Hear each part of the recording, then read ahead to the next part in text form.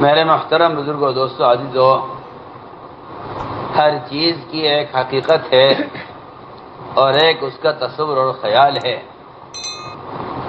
ہر چیز کا اخلاص بھی ہے، اس کے الفاظ بھی ہیں۔ ہر چیز کا اخلاص بھی ہے، اس کے الفاظ بھی ہیں۔ کلمہ لا الہ الا اللہ، اس کے الفاظ بھی ہیں، اس کا اخلاص بھی ہے۔ اس کا اخلاص یہ ہے کہ یہ اپنے کہنے والے کو حرام سے روک دے۔ ایسے ہی میں عرض کرنا چاہتا ہوں کہ علم کا اخلاص بھی ہے، علم کے الفاظ بھی ہیں۔ علم کا اخلاص یہ ہے کہ یہ علم عالم کو حرام سے روک دے۔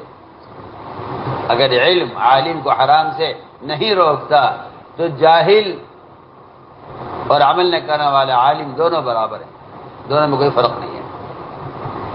اس لیے کہ صرف نہ جاننا جہل نہیں ہے، نہ جاننا جہل نہیں ہے، بلکہ جہالت سے بڑی مصیبت جانتے ہوئے عمل نہ ہونا، یہ جہالت سے بڑی مصیبت ہے۔ ان کنت لا تدری فتلک مصیبۃ وان کنت تدری فالمصیبۃ اعظم۔ اگر آپ نہیں جانتے تو یہ ایک مصیبت ہے، لیکن جانتے ہوئے عمل نہ ہونا، فرمایا کہ یہ اس سے بڑی مصیبت ہے، اس سے بڑی مصیبت ہے۔ اس لیے بات سب سے پہلے جاننی چاہیے کہ آخر کلمہ کے اخلاص تو معلوم ہے کہ کلمہ حرام سے روک دے، علم کا اخلاص کیا ہے؟ کیونکہ علم کا اخلاص یہ ہے کہ یہ عالم کو حرام سے روک دے۔ میں صاف صاف سے کہتا ہوں، اگر ایک شخص جانتا ہے کہ نامحرم کو دیکھنا حرام ہے، یہ جاننا علم نہیں ہے، یہ جاننا علم نہیں، یہ جاننا علم نہیں ہے۔ نماز کا چھوڑنا حرام ہے، یہ جاننا علم نہیں ہے۔ شراب پینا حرام ہے، یہ جاننا علم نہیں ہے۔ ریشم کا استعمال حرام ہے، یہ جاننا علم نہیں ہے۔ جتنے بھی احکام ہیں، ان احکام کے جاننے کو علم نہیں کہتے۔ احکام کے جاننے کو علم نہیں کہتے، احکام کے جاننے کو علم نہیں کہتے۔ قرآن بھی اس کا انکار کرتا ہے، حدیث بھی اس کا انکار کرتی ہے۔ قرآن حدیث اس کا انکار کرتے ہیں، وہ کہتے ہیں کہ جاننے والا عالم نہیں ہے، جاننے والا عالم نہیں ہے، جاننے والا عالم نہیں ہے۔ اس لیے کہ جاننا علم کا موضوع نہیں ہے، جاننا علم کا موضوع نہیں ہے، جاننا علم کا موضوع نہیں ہے۔ اس لیے جاننے والے کو عالم نہیں کہا، جاننا علم کا موضوع نہیں ہے، اس لیے جاننے والے کو عالم نہیں کہا۔ قیامت میں کسی کا درجہ اس کے علم کے اعتبار سے ہرگز نہیں ہوگا، قیامت میں کسی کا درجہ اس کے علم کے اعتبار سے ہرگز نہیں ہوگا۔ نہ علم تولا جائے گا، نہ علم ناپا جائے گا، نہ کسی کو قیامت میں اس کے زیادہ علم کی وجہ سے اس کو آگے رکھا جائے گا، ہرگز نہیں۔ بلکہ اگر آپ غور کریں قرآن میں، حدیث میں، تو یہ بات صاف طور پر ملتی ہے کہ جاننے کا نام علم ہے، اس لیے کہ جاننا علم کا موضوع نہیں ہے۔ علم کا موضوع عمل ہے، علم کا موضوع عمل ہے۔ جو شخص عمل کے ارادے کے بغیر علم حاصل کرے گا، یہ علم اس کے لیے قیامت میں اس کے خلاف حجت بنے گا، اور علم اس سے عمل کا مطالبہ کرے گا، اور اللہ تعالیٰ کے یہاں اس کی شکایت کرے گا۔ قرآن کافر کے خلاف حجت نہیں بنے گا، قرآن کافر کے خلاف حجت نہیں بنے گا۔ اس کے خلاف حجت بننے کے لیے تو کلمہ کافی ہے۔ قرآن حجت بنے گا عالم کے خلاف، جاننے والے کے خلاف۔ اسے میں تاکید سے عرض کر رہا ہوں کہ جاننے کا نام علم نہیں ہے، جاننا علم نہیں۔ ہمیں یہ پڑھایا جاتا ہے کہ جاننا علم ہے، ہم کہتے ہیں جاننے کے لیے تو مسلمان ہونا بھی شرط نہیں ہے، غیر مسلم بھی جان سکتا ہے اسلام کے احکام کیا ہیں، غیر مسلم بھی جان سکتا ہے اسلام کا احکام کیا ہے. جاننا علم ہے، بلکہ عالم اس کو کہتے ہیں. عالم وہ ہے، حرام کے جاننے والا اسے کہتے ہیں جو حرام سے اپنے آپ کو روک لے. آپ حدیث میں پڑھیے تو آپ کو ملے گا کہ ایمان اور کلمہ کا اخلاص یہ ہے کہ یہ مومن کو حرام سے روک دے. اسی طرح میں عرض کرتا ہوں کہ علم کے الفاظ یہ ہیں کہ آپ جانتے ہیں حرام کیا ہے، اور علم کا اخلاص یہ ہے کہ یہ علم آپ کو حرام سے روک دے. علم آپ کو حرام سے روک دے، علم آپ کو حرام سے روک دے تو یہ علم ہے. اور اگر آپ جانتے ہیں کہ حرام کیا ہے اور آپ اس سے باز نہیں آتے تو عمل کرنے والا، عمل نہ کرنے والا عالم اور علم رکھنے والا جاہل دونوں سگے بھائی ہیں، دونوں میں کوئی دوری نہیں ہے، دونوں میں کوئی فرق نہیں. اس لیے میرے عزیز دوستوں بزرگوں، سب سے پہلے یہ بات جاننی چاہیے کہ علم کا اخلاص کیا ہے. حدیث میں صاف فرمایا کہ علم دو قسم کا ہے، زبان کا اور دل کا. علم دو قسم کا ہے، زبان کا اور دل کا. زبان کا علم یہ تو ابن آدم کے لیے مصیبت بنے گا، اس کے خلاف حجت بنے گا، اور دل کا علم ابن آدم کو نفع دے گا. حدیث میں علم کو الگ الگ بیان کیا گیا ہے، زبان کا علم اور دل کا علم. زبان کا علم اور دل کا علم، اسے میں عرض کر رہا تھا کہ حرام حلال کا جاننا علم نہیں ہے، اس کے مطابق زندگی گزارنا علم ہے. اسی لیے قرآن نے علم کو ذکر کہا ہے اور علماء کو اہل ذکر کہا ہے. قرآن نے علم کو ذکر کہا ہے اور علماء کو اہل ذکر کہا ہے. اہل ذکر وہ ہوتے ہیں، اس زمانے میں تو لوگ سمجھتے ہیں کہ جو تسبیحات پوری کریں وہ اہل ذکر ہیں، جو اوراد و وظائف پورے کرتے ہوں وہ اہل ذکر ہیں. حالانکہ ایسا نہیں ہے، بلکہ قرآن یہ کہتا ہے کہ اہل ذکر وہ ہیں جو ہر قدم پر اس بات کو یاد رکھتے ہیں کہ اللہ تعالی ہم سے کیا چاہتا ہے. اتنی آسان بات ہے. اس لیے کہ ذاکر صرف تسبیحات پورا کرنے والے کو نہیں کہتے، ذاکر اس کو کہتے ہیں جو ہر قدم پر یہ جانتا ہے میرا رب مجھ سے کیا چاہتا ہے. یہ سمجھتے تھے کہ علم میں لگنا اس بات کی تحقیق میں لگنے کو کہتے ہیں کہ میرا رب مجھ سے کیا چاہتا ہے. میرا رب مجھ سے کیا چاہتا ہے، اس کی تحقیق کرنا علم میں لگنا ہے. میرا رب مجھ سے کیا چاہتا ہے، اس کی تحقیق میں لگنا علم میں لگنا ہے. اس لیے علماء کو اہل ذکر کہا ہے. یعنی ذاکر وہ ہے جو ہر لمحہ اس بات کا دھیان رکھتا ہے کہ اس کا رب اس سے اس وقت کیا چاہ رہا ہے. اس کا رب اس سے اس وقت کیا چاہ رہا ہے. وقت پر اللہ تعالیٰ کے احکام کو پورا کرنا، اور جس وقت کا جو عمل ہے اس وقت اس عمل کا یاد آ جانا، بس یہی علم ہے، یہی ذکر ہے. میں صاحب سے بات کرتا ہوں کہ علم اور ذکر کا خلاصہ ہی یہی ہے. اللہ کے احکام کو وقت پر پورا کر دینا علم اور ذکر کا خلاصہ ہے. اللہ کے احکام کو وقت پر پورا کر دینا علم اور ذکر کا خلاصہ ہے. اس لیے قرآن نے صاف طور پر کہہ دیا کہ عالم وہ ہے جس کے دل میں اللہ کا خوف اور خشیہ، جس کے دل میں اللہ کا خوف ہے وہ عالم ہے. اللہ مجھے معاف فرمائے، جس کے دل میں اللہ کا خوف نہیں اس کو قرآن کی اصطلاح میں عالم نہیں کہا گیا ہے، بلکہ حصر کیا ہے، انما کے ساتھ کہا گیا جو حصر کا معنی دیتا ہے کہ اس کے سوا کوئی اور بات نہیں ہے کہ اللہ کے بندوں میں سے اللہ سے ڈرنے والے صرف علماء، صرف اللہ سے ڈرنے والے ہیں.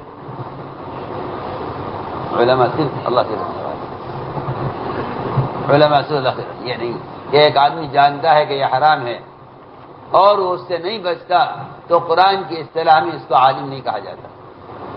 قرآن اصطلاح میں عالم اسے کہا گیا ہے جس کے دل میں، اسی لیے عبداللہ محسوس فرماتے ہیں کہ زیادہ حدیثوں کا یاد ہونا علم نہیں ہے.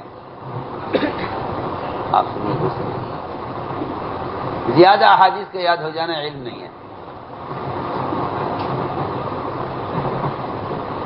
میں نے غور کرتا ہوں کہ بہت سے لوگ یہ شکایت کرتے ہیں کہ ہمیں حدیث یاد نہیں رہتی، کیا کریں؟ دین کی بات سنتے ہیں یاد نہیں رہتی، کیا کریں؟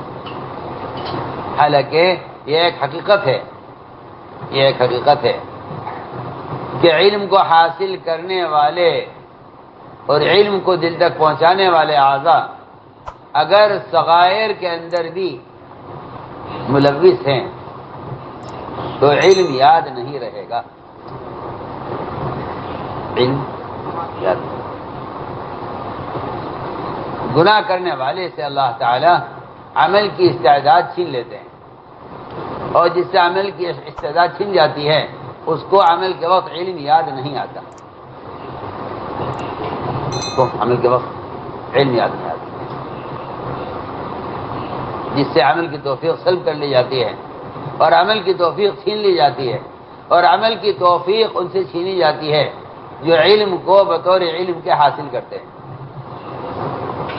سیدھی بات ہے، جو علم کو بطور علم کے حاصل کرتے ہیں، جو علم کو معلومات کے لیے حاصل کرتے ہیں۔ مجھے کیا عرض کروں، جو علم حاصل کرتے ہیں علامہ کہلائے جانے کے لیے، جو علم حاصل کرتے ہیں دوسروں سے علم میں آگے بڑھنے کے لیے، علم بددعا کرتا ہے ان کے لیے، علم بددعا کرتا ہے ان کے لیے۔ اس لیے کہ اگر آپ غور کریں گے صحابہ پر تو صحابہ میں کہیں یہ بات نہیں ملے گی کہ کوئی ایک دوسرے سے علم میں آگے بڑھنا چاہتا ہو، کہیں نہیں ملے گا، کہیں نہیں ملے گا کہ ہم اس سے علم میں آگے بڑھ جائیں، ہم اس سے علم میں آگے بڑھ جائیں، یہ کہیں نہیں ملے گا۔ دنیا میں جو ایک دوسرے سے علم میں آگے بڑھنے کی کوشش کرتے ہیں ایسے لوگ عمل سے غافل ہو جاتے ہیں، حالانکہ علم کا تقاضا، علم کا مطالبہ صرف عمل کا ہے، عمل کا مطالبہ ہے علم سے۔ اگر کوئی شخص عمل سے زیادہ علم کا طالب ہے تو یہ علم اس کو نقصان پہنچائے گا، یہ علم اس کو نقصان پہنچائے گا، اس لیے کہ یہ علم سے عمل سے زیادہ علم کا طالب ہے،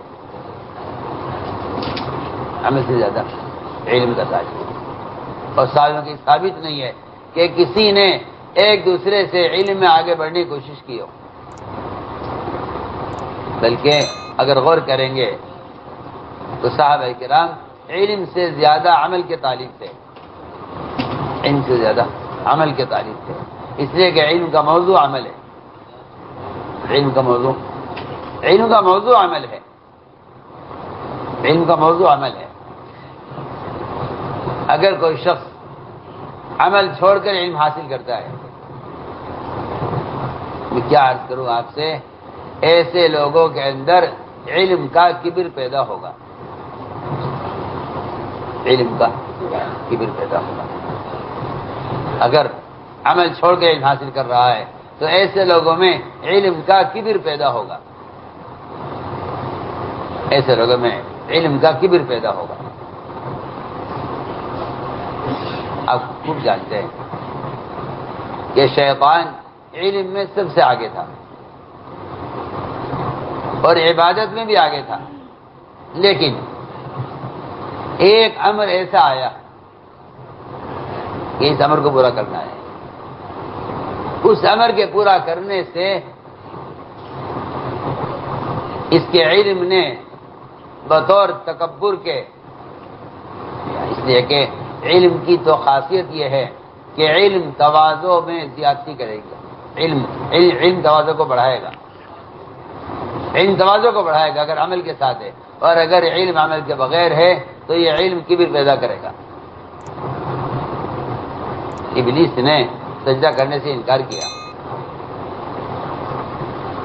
حالانکہ جس چیز کا حکم دیا جا رہا ہے وہ علم ہے اور وہ حکم عمل کے لیے دیا جا رہا ہے۔ تو میں نے عرض کیا کہ اگر کسی موقع پر ایک حکم کا انکار کر دیا جائے تو آدمی عمل سے محروم کر دیا جاتا ہے۔ تو صحابہ کرام کا آپس کا مقابلہ عمل کا ہوا کرتا تھا، اب اس کا مقابلہ عمل کا ہوا کرتا تھا۔ اسی لیے فرمایا کہ زیادہ احادیث کا یاد ہونا علم نہیں ہے۔ عبداللہ بن مسعود فرماتے ہیں کہ دل میں اللہ کا خوف اور اللہ کے خشیے میں اضافہ ہو رہا ہو، علم سے اللہ کے خوف میں اضافہ ہو رہا ہو تو کہا جائے گا کہ علم میں اضافہ ہو رہا ہے۔ وہ کہتے ہیں کہ علم کی زیادتی جاننا نہیں ہے، علم کی زیادتی اللہ کے خوف میں اضافہ ہونا ہے۔ اسی لیے صحابی نے جب آپ سے عرض کیا کہ یا رسول اللہ میں سب سے بڑا عالم بننا چاہتا ہوں، آپ نے فرمایا اتق اللہ تکن اعلم الناس، کہ تقوی اختیار کرو تم سب سے بڑے عالم ہو جاؤ۔ تقوی اختیار کرو، تقوی اختیار کرو، سب سے بڑے عالم ہو جاؤ گے۔ مجھے پہلے یہ بات عرض کرنی ہے کہ ہم پہلے اس بات پر غور کریں کہ میں علم حاصل کر رہا ہوں یا معلومات حاصل کر رہا ہوں۔ پہلے اس بات پر غور کیا جائے کہ ہم علم حاصل کر رہے ہیں یا معلومات۔ اگر یہ عمل کے ساتھ ہے اور اس سے اللہ کا خوف دل میں پیدا ہو رہا ہے تو یہ علم ہے، ورنہ معلومات ہے۔ اس جگہ معلومات کا تعلق دماغ سے ہے، علم کا تعلق دل سے ہے۔ علم کا تعلق دل سے ہے، معلومات کا تعلق دماغ سے ہے۔ بقول حضرت کے دماغ غیر مسلم کے پاس بھی دماغ ہے، وہ بھی علم حاصل کر سکتا ہے، وہ بھی علم حاصل کر غیر مسلم کے پاس دماغ ہے، علم وہ بھی حاصل کر سکتا ہے۔ اگر عمل کے بغیر ہے تو میں صاف سے عرض کرتا ہوں کہ پھر ایک غیر مسلم بھی یہ معلومات حاصل کر سکتا ہے، ورنہ علم تو میرے عزیز دوستو اصل حدیث میں دل کے علم کو علم کہا ہے، وہی علم نافع ہے۔ اصل دل کے علم کو علم کہا ہے، تو ہمیں چاہیے کہ سب سے پہلے اس بات کی طرف توجہ دیں کہ علم کا حق کی حقیقت اور اس کا اخلاص کیسے حاصل ہوگا۔ تو کہتے ہیں کہ سب سے پہلے علم حاصل کرنے کے لیے اللہ کا تعلق چاہیے۔ کیا چاہیے؟ اللہ کا تعلق۔ سب سے پہلے علم کے حاصل کرنے میں اللہ کا تعلق چاہیے، اور اللہ کا تعلق اس کے قرب میں ہے، اور اس کا قرب اس کے رضا والے اعمال میں ہے۔ علم اللہ تعالیٰ کی صفت ہے، علم اللہ کی صفت ہے کہ جو اللہ کے قرب کے بغیر حاصل نہیں ہو سکتی، کہ اللہ کا قرب حاصل کرو۔ اس لیے کہتے ہیں کہ وہ اعمال جن اعمال سے اللہ کا قرب پیدا ہو، ان اعمال سے کے ذریعے علم کو حاصل کیا جائے۔ اس لیے آپ نے فرمایا اتق اللہ تکن اعلم الناس، کہ تقوی اختیار کرو تم سب سے بڑے عالم ہو جاؤ گے۔ تقوی اختیار کرو تم سب سے بڑے عالم ہو جاؤ گے۔ یہ میرے بزرگ دوستو عزیزو، تعلیم کے زمانے میں طلباء یا مجھے اللہ معاف فرمائے پڑھانے والے اساتذہ یہ کتاب کے مطالعے کو اگر عمل پر ترجیح دیں گے اور ذکر پر ترجیح دیں گے، میں آپ سے ساتھ بات کرتا ہوں کہ اگر عمل پر ترجیح دی ہے علم کو، اگر علم کو ترجیح دی ہے عمل پر اور عمل چھوڑ دیا علم کے لیے، تو میں آپ سے ساتھ بات کرتا ہوں کہ ایسے لوگوں کو علم یاد نہیں رہے گا۔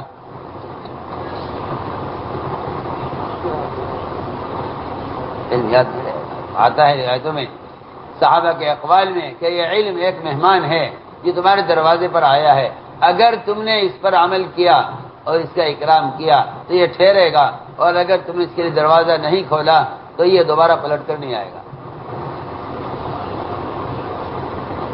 دوبارہ پلٹ کر نہیں آئے گا۔ مجھے ضروری باتیں عرض کرنی ہے کہ سب سے پہلی بات یہ ہے کہ علم کا حاصل کرنے کے لیے اللہ کا قرب چاہیے، اللہ کا قرب چاہیے۔ وہ اعمال جن اعمال کے ذریعے دل صاف ہوتے ہیں، ذکر ہے، تلاوت ہے، عبادت ہے، تہجد ہے، نوافل ہیں، سنتیں ہیں، یہ اعمال وہ اعمال جن سے دلوں کا تزکیہ ہوتا ہے، اگر ان اعمال میں سستی کرو گے تو پھر دل علم کے قبول کرنے کے قابل نہیں رہے گا، اور اگر اس میں علم داخل کیا گیا تو علم اس طرح سڑے گا، یہ علم اس طرح سڑے گا. میں بہت اچھی مثال آپ سے عرض کر رہا ہوں.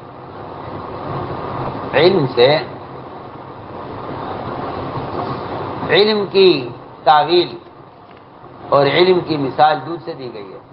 اگر وہ خواب میں دودھ دیکھتا ہے تو اس سے حدیث کے اندر صراحتاً فرمایا کہ اس سے علم مراد ہے، اس سے علم مراد ہے. اگر دودھ کو خواب میں دیکھتا ہے تو اس سے علم مراد ہے. اور آپ جانتے ہیں اگر دودھ کے برتن میں کوئی چیز لگی رہ گئی یا کوئی رات کا سالن بچا رہ گیا یا اس دودھ کے برتن کو رگڑ کر صاف نہیں کیا اور اس کے اندر میل رہ گیا تو یہ دودھ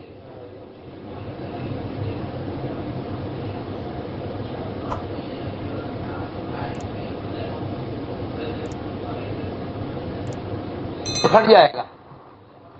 کیوں؟ آپ سب جانتے ہیں دودھ کے برتن کو بہت صاف کیا جاتا ہے اور رگڑا جاتا ہے، اس کو رگڑا جاتا ہے. اگر اس کے اندر میل باقی رہ گیا اور یہ برتن صاف نہیں کیا گیا تو اب بتائیے تو صحیح، دودھ ٹھیک رہے گا؟ اس میں دودھ پھٹ جائے گا. بہت اچھی مثال کر رہا ہوں، دودھ پھٹ جائے گا. قرآن حدیث اس بات کو واضح کر رہے ہیں کہ علم کا برتن قلب ہے، علم کا برتن قلب ہے. اگر اس دل کے اندر میل ہے اور اس میں سیاہی ہے، اگرچہ وہ چھوٹے گناہوں کی کیوں نہ ہو، صغائر کی، تب بھی علم اس دل میں داخل ہو کر متاثر ہوگا اور علم کا نقصان ہوگا. علم کو اس طرح صاف دل چاہیے جس طرح دودھ کو صاف برتن چاہیے، صاف. اسے آپ ہماری بات یاد رکھیے گا کہ صغائر علم کو بھلاتے ہیں اور کبائر تو علم سے بالکل محروم کر دیتے ہیں. جو شخص نعوذ باللہ کسی کبیرہ گناہ کے اندر مبتلا ہو جائے کیونکہ وہ کبائر علم سے محروم کر دیتے ہیں اور صغائر علم کو بھلا دیتے ہیں. اس لیے میں پہلی بات عرض کر رہا ہوں کہ علم کے حاصل کرنے کے لیے سب سے پہلے تعلق میں اللہ چاہیے. کیا چاہیے؟ سب سے پہلے تعلق میں اللہ چاہیے. اس لیے فرمایا کہ نوافل اور اوابین اور تہجد جسے آج کل طلبہ کہہ کر چھوڑ دیتے ہیں کہ ہمارے لیے ضروری نہیں ہے کیونکہ ہم تو علم حاصل کر رہے ہیں نا، ہم تو علم حاصل کر رہے ہیں، نا، ہمارے لیے ضروری نہیں ہے. مجھے حیرت ہے اس بات پر کہ اللہ سے علم لے رہے ہیں لیکن اللہ کے قریب ہونا نہیں چاہتے. اللہ کے قریب ہونا نہیں چاہتے. مجھے اس بات کا اندیشہ ہے کہ اگر تسبیحات کا، ذکر کا، تلاوت کا اور تہجد کا اور سنتوں کا اہتمام نہیں ہے تو پھر خدا نہ کرے صرف دماغی علم اور معلومات اور کتاب یاد ہو جانے کو آپ علم سمجھیں گے. حالانکہ صاف بات ہے کتاب کا یاد ہو جانا، میں کہتا ہوں کہ کتاب کا یاد ہونا دماغ کا علم ہے. کتاب کا یاد ہونا دماغ کا علم ہے. کتاب کا یاد ہونا دماغ کا علم ہے اور اللہ کی یاد پیدا ہونا یہ دل کا علم ہے. آپ پڑھیے حدیث اور قرآن تو آپ کو ملے گا جگہ جگہ، اللہ آپ کو جگہ جگہ ملے گا کہ عمل کے وقت اللہ یاد آ جائے. اور گناہ کے وقت اللہ یاد آ جائیں تو کہا جائے گا کہ ہاں یہ علم ہے۔ علم نافع وہی ہے، علم نافع وہی ہے جو علم اگر گناہ کر رہا ہے تو وعید یاد آئے، اور اگر کوئی عمل خیر کر رہا ہے تو وعدے یاد رہیں۔ تو میں نے عرض کیا کہ اللہ کی قرب والے عمل چاہیے علم کے حاصل کرنے کے لیے۔ قرآن یہ کہتا ہے کہ سب سے زیادہ نفس کو کچلنے والا عمل رات کا قیام اور تہجد ہے، اور یہی سب سے زیادہ علم کو کھولنے والا ہے۔ علم کھولنے والا یا اشد وقعا وہ اقوم قیلا، اقوم قیلا کا مطلب ہے ابین قیلا، کہ علم کو واضح کر دے گا رات کا قیام اور تہجد۔ انبیاء علیہ السلام پر تہجد فرض کی گئی تھی، اور 1 سال تک صحابہ کرام پر بھی تہجد فرض رہی، 1 سال تک 12 مہینے صحابہ نے تہجد بطور فرض کے ادا کیا، 1 سال کے بعد اللہ نے اس کو نفل کیا ہے۔ مطلب رات کا قیام اور تہجد، کیونکہ جو چیز جتنا نفس کو کچلنے والی ہے وہ علم کو کھولنے والی ہے، وہ علم کو کھولنے والی ہے۔ جتنا جو چیز نفس کو کچلنے والی ہے وہ علم کو کھولنے والی ہے، اور یہ قرآن کہہ رہا ہے اشد وقعا، کہ سب سے زیادہ نفس کو کچلنے والا عمل وہ رات کا قیام اور تہجد، رات کا قیام اور تہجد ہے۔ اگر آپ نوافل چھوڑ کر یہ خیال کریں کہ ہم تو علم حاصل کر رہے ہیں، اور یہ فرمایا گیا ہے، قاضی یوسف کا قول ہے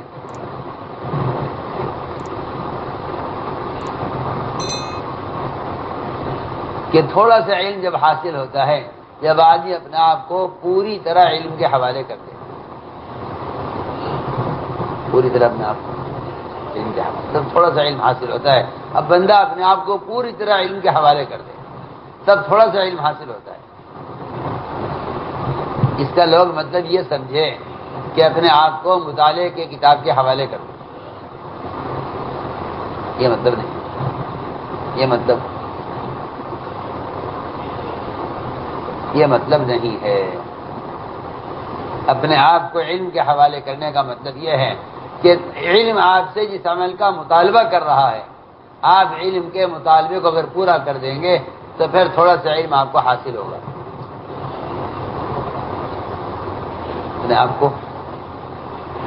اپنے آپ کو علم کے حوالے کرنے کا مطلب یہ ہے کہ جو علم کا مطالبہ ہے اس مطالبے کو آپ پورا کریں،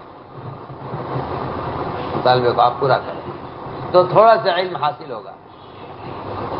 یا اس لیے بھی لوگ نوافل کو چھوڑ دیتے ہیں اس خیال سے کہ ایک باب علم کا سیکھنا 1000 رکعت پڑھنے سے افضل ہے۔ ہرگز یہ مطلب نہیں، یہ مطلب اس روایت کا یہ مطلب ہرگز نہیں ہے۔ اس روایت کا مطلب ہرگز یہ نہیں ہے کہ آپ نوافل چھوڑیں اور سنتیں چھوڑیں کیونکہ ایک باب علم کا حاصل کرنا 1000 رکعت پڑھنے سے افضل ہے۔ اس کا مطلب ہرگز یہ نہیں تھا۔ اس کا مطلب یہ تھا کہ اگر آپ نے نماز کا علم حاصل کیے بغیر 1000 رکعت نفل پڑھ لی اور آپ کو معلوم نہیں کہ نماز کا طریقہ کیا ہے، تو آپ کے لیے جہالت کے ساتھ نماز پڑھنے سے بہتر یہ ہے کہ آپ علم کا ایک باب حاصل کریں، سیکھیں مسائل۔ یہ مطلب تھا اس کا، یہ مطلب ہے نا۔ ایک آدمی نہیں جانتا کہ عصر کے بعد نفلیں نہیں پڑھ سکتے، وہ نہیں جانتا، اور وہ عصر کے بعد نفلیں پڑھے، تو اس سے کہا جائے گا کہ آپ بجائے نوافل پڑھنے کے عصر کے بعد آپ پہلے مسئلہ معلوم کریں، علم حاصل کریں کہ کیا عصر کے بعد نفلیں پڑھ سکتے ہیں۔ آپ نے یہ غلط سمجھا کہ نوافل چھوڑو، سنتیں چھوڑو۔ میں جو صاحب سے بات کرتا ہوں کہ اگر سبق پڑھ رہا ہے لیکن قرآن کی تلاوت نہیں کی ہے تو سبق اس سے سمجھ میں آئے گا نہیں، اس لیے کہ یہ متن پڑھے بغیر شرح پڑھ رہا ہے۔ حدیث قرآن کی شرح ہے، حدیث قرآن کی شرح ہے۔ حدیث پڑھ رہا ہے لیکن آج قرآن کی تلاوت نہیں کی، قرآن کی تلاوت نہیں کی، حدیث پڑھ رہا ہے، اس کا مطلب یہ ہے کہ یہ متن کو چھوڑ کر شرح پڑھ رہا ہے. اور یہ بات آپ سب جانتے ہیں کہ متن پڑھے بغیر شرح آدمی سمجھ ہی نہیں سکتا، اسے خبر ہی نہیں کہ یہ شرح کس متن کی ہے اور یہ تفسیر کس آیت کی ہے. حدیث قرآن کی شرح ہے، قرآن متن ہے. عرض کرنا کہ تلاوت ہے، تلاوت قرآن کی تلاوت کے بغیر علم حاصل کرنا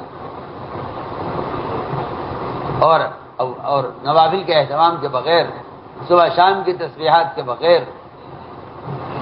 میرے دوستو عزیزو، ان سارے اعمال کا اہتمام اس لیے ہے تاکہ ان سے دو چیزیں حاصل ہوں، اللہ کا قرب حاصل ہو اور علم کی جو اصل غرض عمل ہے، علم کی جو اصل غرض عمل ہے، اس عمل کے ذریعے علم حاصل کیا جائے.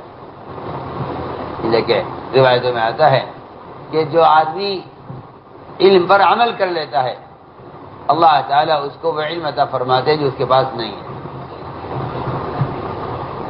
جو علم اس کے پاس، اللہ وہ علم عطا فرماتے ہیں جو اس کے پاس نہیں ہے. میرے دوستو عزیزو، میں نے پہلی بات یہ عرض کی ہے کہ اللہ کا قرب حاصل کرو علم کا حاصل کرنے کے لیے. جتنے اس کے قرب والے اعمال ہیں، اور آپ جانتے ہیں کہ بندہ سب سے زیادہ اللہ کے قریب وہ نماز کی حالت میں بھی اور سجدے کی حالت میں زیادہ قریب ہوتا ہے. اس لیے میں نے عرض کیا کہ عبادات کے ذریعے اللہ کا قرب حاصل کرو، عبادت اللہ کا قرب حاصل کرو. اس قرب سے اللہ کا تعلق پیدا ہوگا اور اللہ کے تعلق سے علم حاصل کیا جائے گا. اس لیے سب سے پہلی بات یہ ہے، تو پھر آپ غور کریں گے قرآن کی آیتوں میں کہ علم کی حقیقت کیا ہے. میرے دوستو عزیزو، اس زمانے میں سب سے بڑا جہل یہ ہے کہ مسلمان نے ہر سیکھنے والی چیز کو علم سمجھ لیا، حالانکہ علم صرف یہ ہے کہ اللہ تعالیٰ مجھ سے کیا چاہتا ہے محمد صلی اللہ علیہ وسلم کے طریقے پر. اس کی تحقیق کرنا علم میں لگنا ہے، اس کی تحقیق کرنا علم میں لگنا ہے کہ اللہ تعالیٰ مجھ سے کیا چاہتے ہیں محمد صلی اللہ علیہ وسلم کے طریقے پر. لیکن ورنہ اس زمانے میں مسلمان دنیاوی فنون کو بھی علم کہہ رہا ہے، دنیا کے فنون کو علم کہہ رہا ہے، سائنس کا علم، حالانکہ سائنس تو جہل ہے. دیکھو میری بات یاد رکھنا، علم اور جہل میں فرق یہ ہے، علم اور جہل میں فرق یہ ہے کہ جو چیزیں انسانی تجربات سے حاصل کی جائیں اس کو جہل کہتے ہیں، اس کو فن کہتے ہیں. ڈاکٹری کے تجربات، انجینئرنگ سے تجربات، سائنس سے تجربات، دنیا کی مختلف چیزوں میں ریسرچ کرنے سے جو حالات معلوم ہوئے اور جو چیزوں کی حقیقت کھلی ہے، اس سب کو فن کہتے ہیں اور اس کو جہل کہتے ہیں. اس سب کو فن کہتے ہیں اور اس کو جہل کہتے ہیں. بات بہت دھیان سے سننا. اس زمانے کے لوگوں کی بڑی جہالت یہ ہے کہ وہ سائنس کا علم اور ڈاکٹری کا علم، اور اس سے بڑی محرومی یہ ہے کہ مسلمان ان فنون کو علم سمجھ کر حاصل بھی کر رہا ہے اور ان کے حاصل کرنے کے لیے ان سے متعلق احادیث کو استعمال بھی کر رہا ہے. یہ بہت بڑی غلطی ہے، بہت بڑی غلطی ہے، بہت بڑی غلطی ہے. یہاں تک لوگ کہہ بیٹھے ہیں کہ یہ کہا جاتا ہے کہ بھائی علم حاصل کرنے کے لیے اگر چین جانا پڑے تو چین جاؤ، حالانکہ یہ بالکل فضول بات ہے، یہ بالکل فضول بات ہے. اس کی کوئی اصل نہیں ہے کہ علم حاصل کرنے کے لیے چین جانا پڑے تو چین جاؤ، فضول بات ہے. اس زمانے میں مسلمان دنیا کا جہل پڑھ رہا ہے اور اس کو علم سمجھ رہا ہے، اس کو علم سمجھ رہا ہے، جبکہ میں نے عرض کیا کہ علم اور فن میں فرق ہے۔ علم اور فن میں اتنا فرق ہے جتنا علم اور جہل میں فرق ہے۔ دنیا کی چیزوں میں تحقیق کرنا فن ہے، اور اللہ تعالی نے اللہ ہم سے کیا چاہتے ہیں محمد صلی اللہ علیہ وسلم کے طریقے پر، اس کی تحقیق کرنا علم میں رکھنا ہے، اس کی تحقیق کرنا علم میں رکھنا ہے۔ بہت آسان بات ہے۔ اگر کوئی جاننا چاہے کہ میں کیسے جانوں گا کہ یہ علم ہے یا فن ہے، دیکھیں بہت آسان ہے۔ قبر میں 3 سوال کیے جائیں گے، قبر میں 3 سوال کیے جائیں گے، قبر میں 3 سوال کیے جائیں گے۔ من ربک وما دینک وما کنت تقول فی ھذا الرجل، 3 سوال قبر میں ہوں گے۔ آپ جو سیکھ رہے ہیں اس کو آپ قبر کے سوال پر پیش کر کے دیکھ لیں۔ اگر جو آپ سیکھ رہے ہیں اس سے قبر کا مسئلہ حل ہوتا ہے تو علم ہے، اور اگر اس سے قبر کا سوال حل نہیں ہوتا اور قبر کا جواب اس میں نہیں ملتا تو یہ جہل ہے۔ بہت آسان بات ہے، بہت آسان ہے۔ 3 سوالات میں، قبر کے 3 سوالات میں پوری زندگی کا علم، سارا قرآن، ساری حدیث، ساری سیرت، سارے احکام، سارے مسائل صرف تین سوالات کے اندر ہے۔ قبر کے 3 سوال، سارا علم۔ جو آدمی جاننا چاہے کہ علم اور فن میں کیا فرق ہے، وہ یہ جان لے کہ قبر کے 3 سوالات کیا ہیں۔ آپ دنیا میں کچھ سیکھ رہے ہیں، اگر اس سے قبر کا سوال حل ہوتا ہے تو علم ہے، اور اگر اس سے قبر کا سوال حل نہیں ہوتا تو آپ جہل سیکھ رہے ہیں اور آپ اس کو علم سمجھ رہے ہیں۔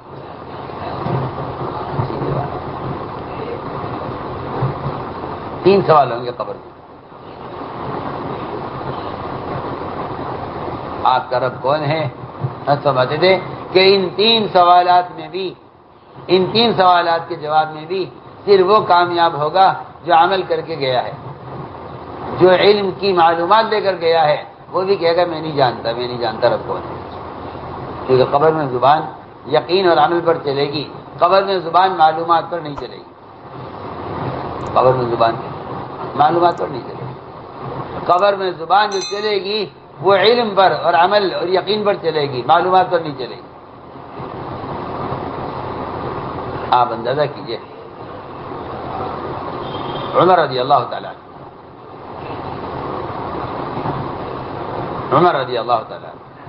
اس سے میں 2 باتیں عرض کرنا چاہتا ہوں اس واقعے سے، ذرا دھیان سے سننا۔ آپ صلی اللہ علیہ وسلم نے عمر کے سامنے قبر کا حال بیان کیا کہ عمر، جو تمہیں قبر میں داخل کیا جائے گا تو تم سے سوال کرنے کے لیے آئیں گے منکر نکیر،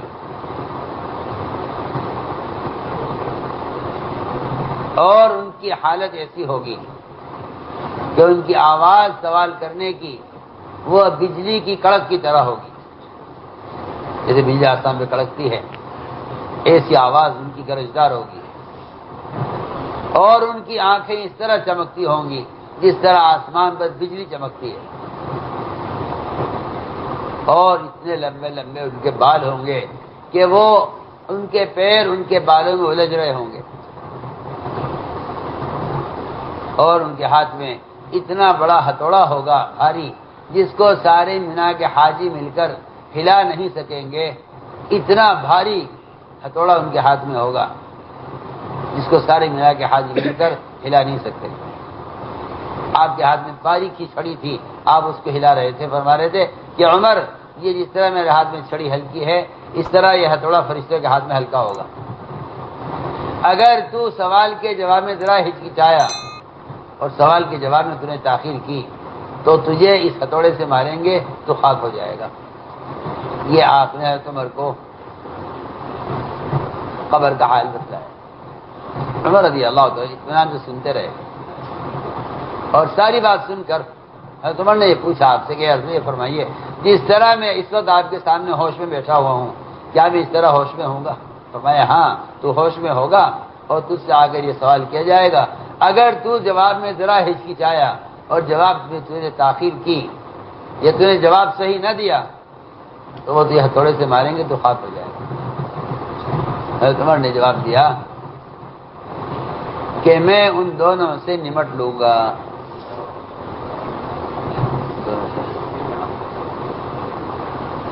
میں ان دونوں سے نمٹ لوں گا۔ تمہیں یہ کافی پیروں میں شرم نہیں آتی؟ علم کی بات سن رہے، اس کا ادب سن رہے اور کافی پیروں میں رکھی ہوئی، مجھے تو حیرت ہوتی ہے، سب مولوی ہو یا غیر مولوی سب کا یہ حال ہے۔ اسے رکھے قرآن حدیث کی باتیں لکھے اور نیچے رکھے پیروں میں زمین پر۔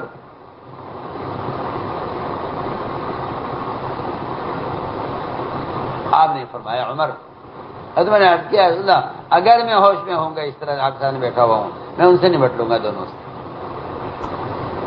جبرائیل علیہ السلام آئے اور آ کر کہا کہ جو آپ کا ساتھی ہے نا عمر، ہم اس سے آئیں گے سوال کرنے کے لیے، تو یہ عمر یوں کہے گا فرشتوں سے کہ تم مجھ سے پوچھنے آئے ہو میرا رب کون ہے، میں اپنے رب کو تم سے زیادہ جانتا ہوں، تم بتاؤ تمہارا رب کون ہے، تم بتاؤ تمہارا رب کون ہے۔ اور یہ سوال کریں گے کہ تمہارا دین کیا ہے، میں کہوں گا میں اپنے دین خوب جانتا ہوں، تم بتاؤ تمہارا دین کیا ہے۔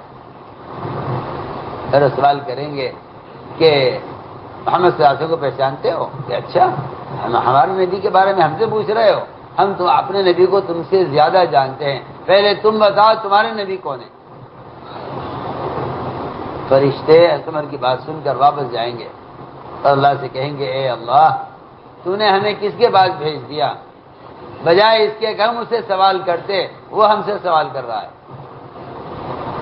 وہ ہم سے سوال کر رہا ہے۔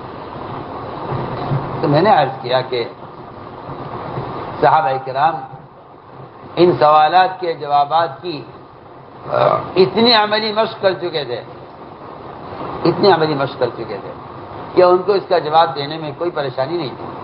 آپ ذرا غور کیجئے، یہ حضرت عمر کا ایمان ہے، یہ حضرت عمر کا ایمان ہے کہ میں فرشتوں سے نمٹ لوں گا،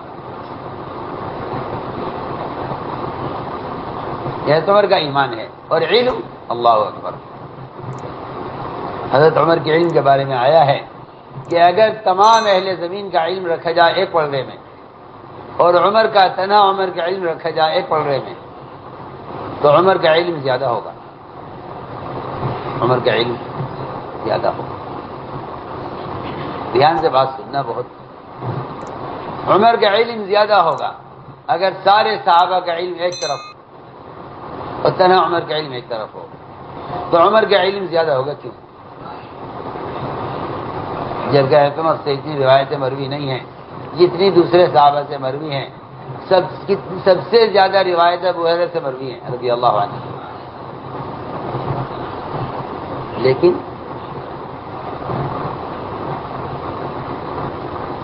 حضرت عمر کا علم، ان کی فقاہت تمام صحابہ سے زیادہ۔ وجہ کیا ہے؟ میں عرض کرتا ہوں کہ عمر رضی اللہ تعالی عنہ اس امت کے ملہم بھی ہیں،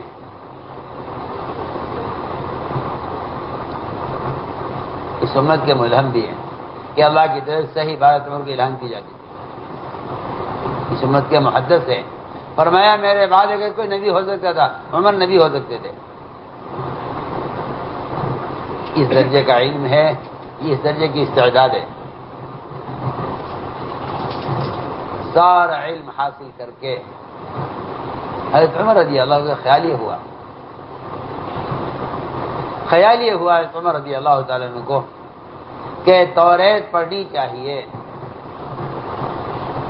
قرآن بھی پڑھ لیا، حدیث بھی سمجھ لی، آپ کی منشا کو سب سے زیادہ سمجھنے والے حضرت عمر، اس سے بڑھ کے کیا ہوگا؟ لو کان بعدی نبی لکان عمر۔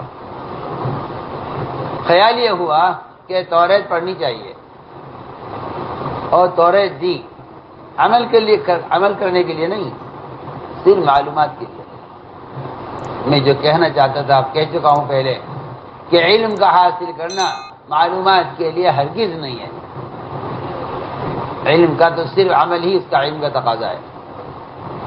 حضرت عمر کو خیال یہ ہوا کہ عمل بھی کر رہے ہیں، علم بھی حاصل کر لیا ہے، قرآن حدیث کو سمجھ لیا ہے، ذرا توریت میں پڑھے، توریت میں کیا ہے؟ چنانچہ توریت پڑھی اور اس کے چند اوراق حضرت عمر کے ہاتھ میں تھے، انہیں لے کے آخر میں حاضر ہوئے۔ حاضر میں عملی کیا ہے؟ عرض کیا یہ توریت ہے اور میں نے توریت اس لیے پڑھی ہے تاکہ میرے علم میں اضافہ ہو۔ آپ صلی اللہ علیہ وسلم کو اتنا غصہ آیا، اتنا غصہ آیا، اتنا غصہ آپ کو آ گیا کہ آپ کے چہرے اور آپ کی کیفیت کو دیکھ کر انصار میں اعلان ہو گیا کہ سب ہتھیار لے چلو، کسی نے اللہ کے نبی کو زیادہ ستایا ہے۔ روایت میں ہے مسجد بھر گئی، ہر ایک کے ہاتھ میں تلوار، اور صحابہ ایسے تیار ہاتھوں میں ہتھیار لے کر کیا جس کو کہیں گے اسے ختم کر دیں گے۔ آخر کیا بات پیش آئی؟ کس نے ستایا؟ اور یہ سارا غصہ حضرت عمر پر تھا، سارا غصہ،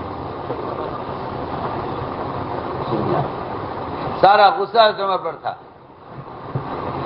کہ عمر نے توریت کیوں پڑھی ہے؟ آپ سوچیے تو صحیح، توریت آسمانی کتاب ہے، ہمارا توریت پر ایمان لانا فرض ہے۔ قیامت تک آنے والے مسلمانوں میں کسی میں فرض ہے کہ وہ توریت پر ایمان لائیں اور توریت کو اللہ کی کتاب یقین کریں۔ نہیں، آپ اس طرح قرآن اللہ کی کتاب ہے، توریت اللہ کی کتاب ہے۔ ایک مسلمان کا ایمان معتبر نہیں ہوگا جب تک وہ ساری کتابوں پر ایمان نہ لائے۔ آپ سنیے تو صحیح میں کیا کہہ رہا ہوں۔ آپ پڑھتے آمنت باللہ و ملائکتہ و کتبہ، آپ غور کیجئے بات پر، جس کتاب پر ایمان لانا فرض ہے اس کتاب کو حضرت عمر رضی اللہ تعالی عنہ نے سارا قرآن حدیث سمجھنے کے بعد اس کو پڑھا۔ اس طرح کو غصہ ہے، اور روایت میں ہے کہ آپ حضرت عمر سے کچھ نہیں کہا، آپ سیدھے گئے منبر پر اور آپ نے بیان فرمایا، اور بیان میں یہ فرمایا کہ اگر آج موسیٰ علیہ السلام زندہ ہو کر آ جائیں ان کے لیے کوئی راستہ نجات کا نہیں سوائے میرے طریقے کے، اور اے عمر اگر تم نے ان کے طریقے پر عمل کیا تو تم گمراہ ہو جاؤ گے۔ اب سوچئے تو صحیح، حالانکہ عمر کا ارادہ اس پر عمل کرنے کا نہیں تھا، صرف معلومات کے لیے پڑھی ہے۔ اب آپ اسے فیصلہ کیجئے کہ جو چیز علم تھا توریت، اس کو سمجھ جیسے عالم نے پڑھا اور عمل کا بھی ارادہ نہیں اس پر کرنے کا، صرف معلومات کے لیے، اس اللہ کے کو اتنا غصہ آیا۔ جو چیز علم نہیں ہے، ڈاکٹری ہے، انجینئرنگ ہے، دنیا جہان کے کا جہل اور دنیا جہان کے چیزوں کے تجربات سے جو معلومات حاصل ہو گئی ہے، اگر کوئی مسلمان اس کو علم سمجھ کر حاصل کرے اور اس کو یہ معلوم نہ ہو کہ اللہ مجھ سے کیا چاہتے ہیں، بتائیے ایسے مسلمان پر اللہ کے نبی کو کتنا غصہ آئے گا قیامت کے دن، جبکہ حضرت عمر جیسے عالم کے توریت کا علم پڑھنے پر غصہ آیا ہے۔ آپ سے اندازہ کریں، تو میں نے ساری بات کا خلاصہ کیا ہے۔ اس بات کو جاننا چاہیے کہ علم کیا ہے اور فن کیا ہے، علم کیا ہے اور فن کیا ہے۔ علم اس بات کی تحقیق میں لگنا کہ اللہ مجھ سے کیا چاہتے ہیں، اور فنون کے وہ تو دنیا کی چیزوں پر جو لوگ تحقیقات کرتے ہیں اور اس سے کچھ حاصل ہو جاتا ہے اس کو فن کہتے ہیں۔ اس لیے میرے دوستو عزیزو، پہلی بات یہ ہے کہ علم حاصل کرو، علم حاصل کرو، علم حاصل کرو، اس لیے کہ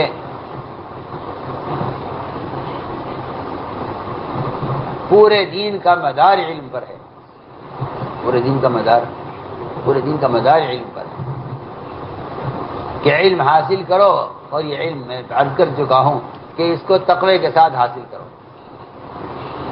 ورنہ قرآن نے صاف طور پر عرض کر دیا ہے کہ علماء وہ ہیں جو اللہ سے ڈرنے والے ہوں، علماء وہ ہیں جو اللہ کو اس کے احکام میں یاد رکھنے والے ہوں۔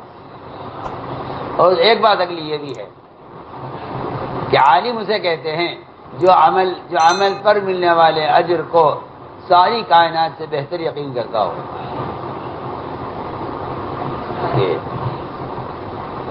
علم پر ملنے والا، عمل پر ملنے والا اجر، اس لیے کہ جب کمزور ایمان والوں نے قارون کے مال کو دیکھا تو وہ تمنا کرنے لگے یا علی چلنا مثل ما اوتی قارون، کاش ہمیں وہ دیا جاتا جو قارون کو دیا گیا ہے۔ جب اسے دھستے ہوئے دیکھا تو یہ تمنا کرنے لگے اے اللہ تیرا فضل ہے، تیرا ہم پر احسان ہے، اگر تو نے ہمیں مال نہ دے کر ہم پر احسان نہ کیا ہوتا تو آج ہم بھی دھسائے جاتے۔ تو جب لوگوں نے یہ کہا، تمنا کی قارون کے مال کی، تو علماء نے یہ کہا وَيْلَكُمْ ثواب اللہ خیر۔ اس لیے میں عرض کر رہا تھا کہ قرآن میں عالم اسے کہا جا رہا ہے جس میں اعمال پر احتساب ہے، اور جو عمل پر ملنے والے اجر کو قارون کی مالیت سے بہتر یقین کرتے ہیں۔ قرآن کہہ رہا ہے وہ ہیں علماء۔ وقال الذین اوتوا العلم ویلکم ثواب اللہ خیر، کہ علماء بول اٹھے اس وقت، انہوں نے کہا کہ نہیں، یہ تمنا مت کرو قارون کے مال کی، بلکہ عمل پر ملنے والا اجر قارون کی مالیت سے کہیں زیادہ بہتر ہے۔ اسی میں تو عرض کرنا چاہتا ہوں کہ قرآن میں دیکھو علماء کسے کہا گیا ہے، کہیں ذاکر کہا جا رہا، کہیں اللہ سے ڈرنے والا کہا جا رہا، کہیں تقوی والا کہا جا رہا ہے، اور کہیں اعمال پر ملنے والے اجر کا احتساب کرنے والوں کو علماء کہا جا رہا ہے۔ تو میرے بزرگ دوست ساتھیوں، ایک بات یہ ہے، دوسری بات یہ ہے کہ جس طرح فرائض کو ادا کرنے کے لیے اپنی جگہ کو چھوڑنا پڑے گا۔ میں مثال عرض کرتا ہوں، آپ کو زکوٰۃ دینی ہے، آپ کو زکوٰۃ دینی ہے،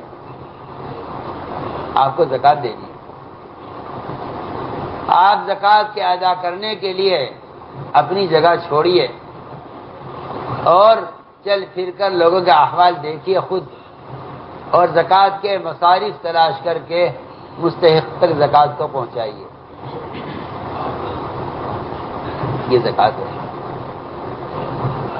جو آپ سے اس بات کا مطالبہ کر رہی ہے کہ آپ خود جا کر لوگوں کے احوال کے تفقد کریں اور لوگوں کے احوال کو دیکھیں۔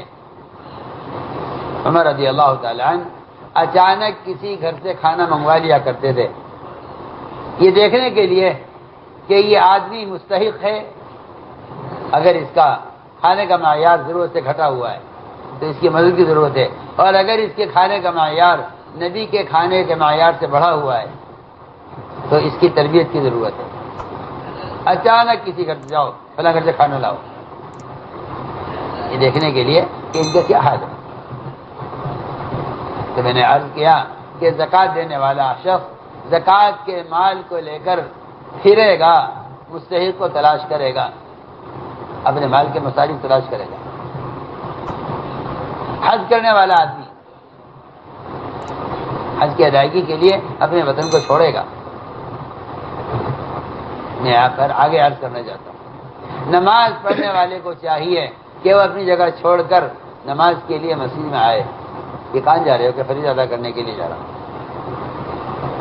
میں یہ کہنا چاہتا ہوں کہ علم بھی ایک ایسا فریضہ ہے جس کے لیے اگر اپنی غفلت کی جگہ کو اور منکر کے ماحول کو نہیں چھوڑے گا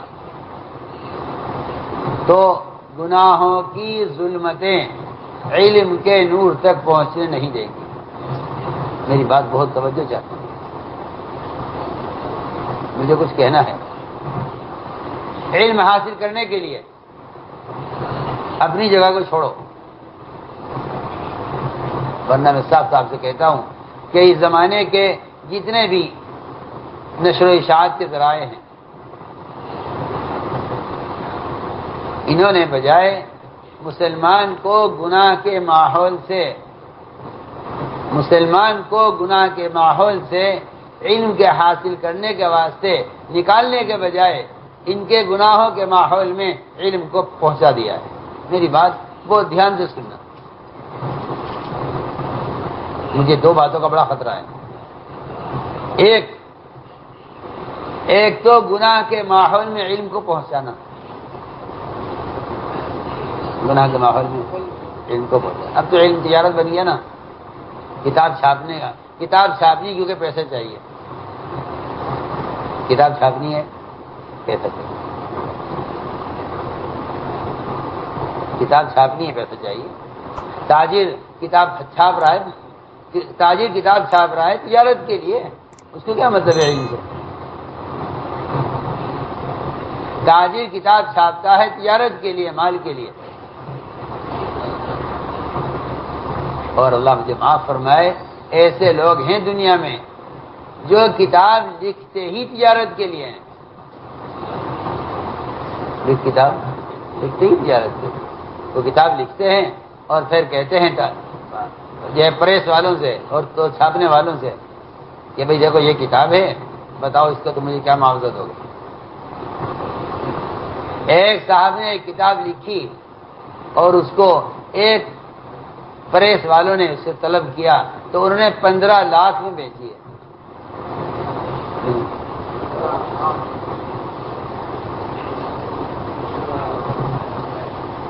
کیا آپ کو کیا کہوں، آپ کے سمجھ میں تو آئے گی نہیں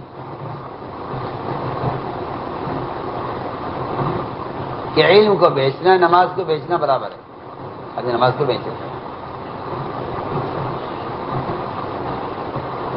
15 لاکھ روپے میں کتاب بیچی ہے ان صاحب نے کہ میں آپ کو اس کی چھاپنے کی اجازت دوں گا، مجھے میری محنت کا پیسہ دو. لو جی آپ لیجیے 15 لاکھ روپے. کہ انہیں معلوم تھا کہ یہ کتاب اتنی چلنے والی کتاب ہے کہ اگر ہمیں مل گئی تو پھر ہم اس سے زیادہ کما لیں گے. صحیح بات. ان کے سامنے 50 لاکھ کا نفع تھا تو انہوں نے 15 لاکھ کی کتاب خریدی. یہ میں آپ سے صاحب کہہ رہا ہوں کہ یہ اس زمانے میں یہ مصیبت آ چکی ہے کہ علم تجارت بن گیا. علم تجارت بن گیا.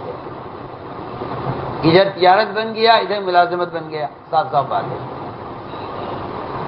ادھر تجارت ادھر ملازمت گیا. حالانکہ دو نمازوں کے درمیان کا وقت امام کے ذمے آنے والوں کو نماز سکھلانے اور قرآن سکھلانے کا ہوا کرتا تھا. دو نمازوں کے درمیان کا وقت جو ذمہ داری محمد صلی اللہ علیہ وسلم کی تھی، آنے والوں کی نماز کی نگرانی اور ان کی نماز کی درستگی جس طرح آپ کے ذمے تھی. ہر امام محمد صلی اللہ علیہ وسلم کے مصلی پر کھڑا ہوا ہے، اس کی یہ ذمہ داری ہے اپنے مقتدی کی نماز کی تصدیق کرے. یہ اس کی ذمہ داری ہے.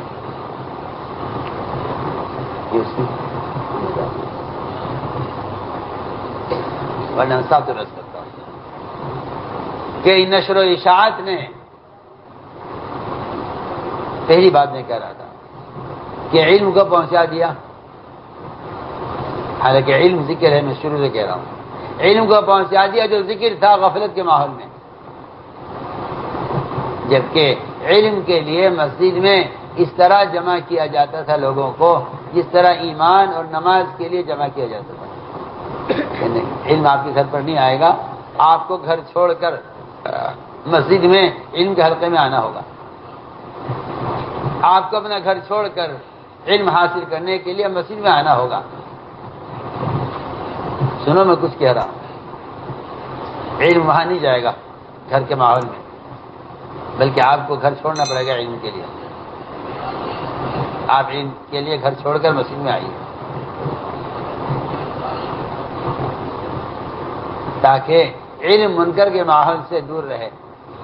اور آپ علم حاصل کرنے کے لیے منکر کے ماحول سے نکل کر عمل کے ماحول میں آ گئے، اور منکر کے ماحول سے نکل کر معروفات کے ماحول میں آئے، اور غفلت کے ماحول سے نکل کر ذکر کے ماحول میں آئے.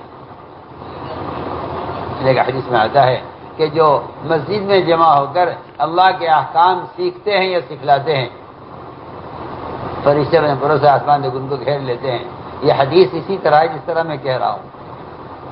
آپ اس کو تسبیحات کے ذکر پر محدود نہ کیجیے گا، یا غلطی ہے آپ کی، ورنہ اس ذکر کے حلقوں سے مسجدوں میں مسائل اور فضائل کا سیکھنا سکھلانا مراد ہے.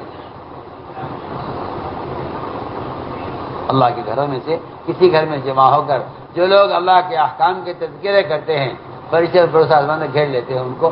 میں یاد کرنا چاہ رہا تھا کہ علم نشر و اشاعت کی چیز نہیں تھی کہ علم وہاں پہنچا دو، گھروں پر نہیں. آپ گھر چھوڑ کر آئیے علم کے ماحول میں. ایک غلطی تو یہ ہوئی کہ بجائے اس کے کہ آپ اپنی جگہ سے ہجرت کر کے اپنی جگہ چھوڑ کر علم حاصل کرنے کے لیے آتے، دوسری غلطی یہ ہوئی، دوسری بڑی غلطی ہوئی، اس سے ہی بڑی غلطی کہ جو آلات اور ذرائع باطل کی اشاعت کے لیے اور گناہ کرنے کے لیے اور فحش اور فلمیں دیکھنے کے لیے جو آلات بنائے گئے تھے، ان کے ذریعے سے علم کو پھیلایا گیا. یہ تو اتنی بڑی حماقت کی ہے اس زمانے کے جاہلوں نے، اور اتنی بڑی جہالت کا کام کیا ہے جس کو یہ دین سمجھتے ہیں اور سمجھتے ہیں کہ ہم خدمت کر رہے ہیں. اللہ کی قسم یہ دین کو، علم کو نقصان پہنچا رہے ہیں. سوچئے بھی کیا کیا.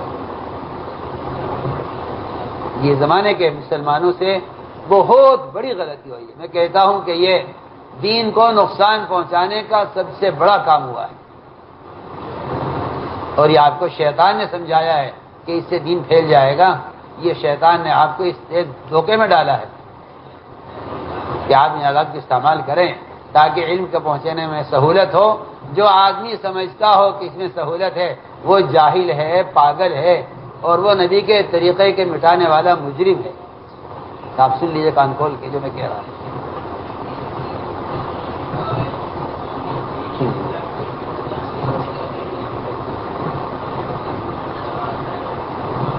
اس لیے کہ جو آلات ظلمتوں سے اور گناہوں سے بھرے ہوئے ہوں ان کو علم کے لیے استعمال کرنے سے بڑی جہالت، اور میں کہتا ہوں اس سے بڑا پاگل پن کوئی نہیں.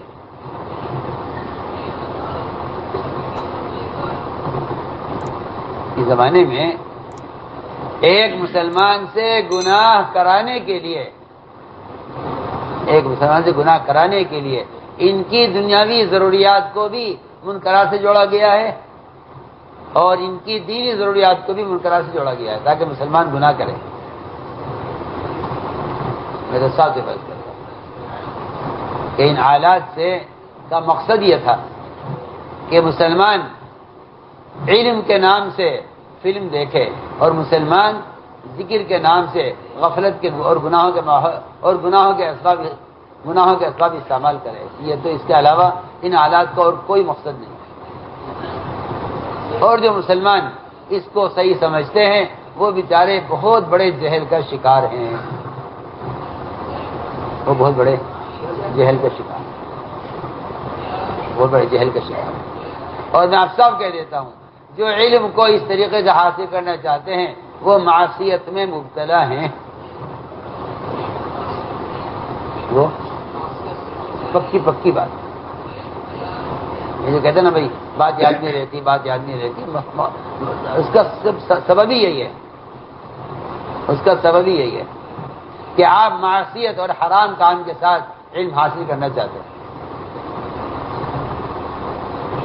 اسے میں نے کہا تھا کہ علم نشر و اشاعت کی چیز نہیں ہے.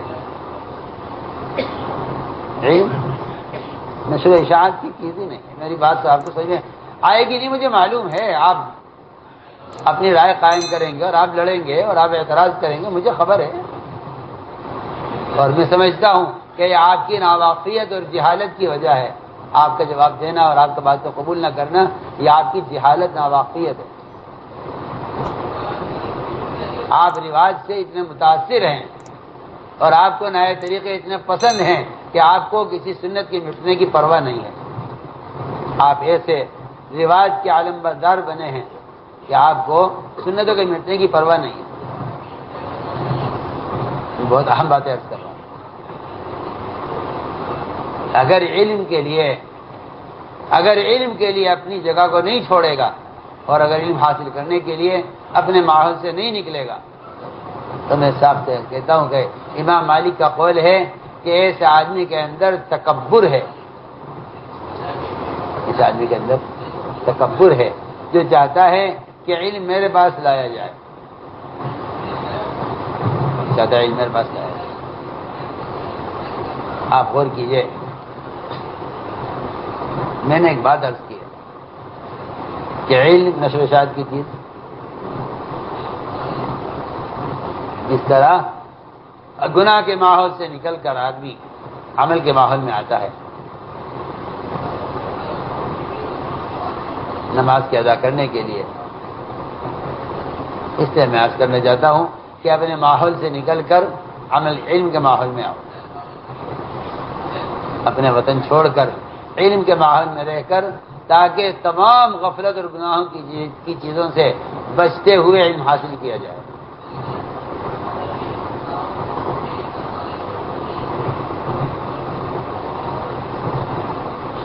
امام مالک رحمۃ اللہ علیہ نے جب موطا امام مالک مکمل کر لی، میں اس بات کو سمجھانے کے لیے عرض کر رہا ہوں کہ علم نشر و اشاعت کی چیز نہیں ہے۔ دو واقعہ عرض کرتا ہوں، دو واقعہ عرض کرتا ہوں، اس سے معلوم ہوگا کہ علم نشر و اشاعت کی چیز نہیں ہے۔ ایک واقعہ تو پہلے ہی یاد کرتا ہوں۔ عبداللہ بن عمر رضی اللہ تعالیٰ عنہ کو ایک صاحب نے خط لکھا اور کہا کہ مجھے آپ کوئی علم کی بات لکھ کر بھیجیں۔ خط میں کس سے؟ عبداللہ بن عمر نے جواب میں لکھا، اس کو خط کے جواب میں لکھا کہ علم لکھ کر بھیجنے کی چیز نہیں ہے، اتنا جواب صرف خط میں۔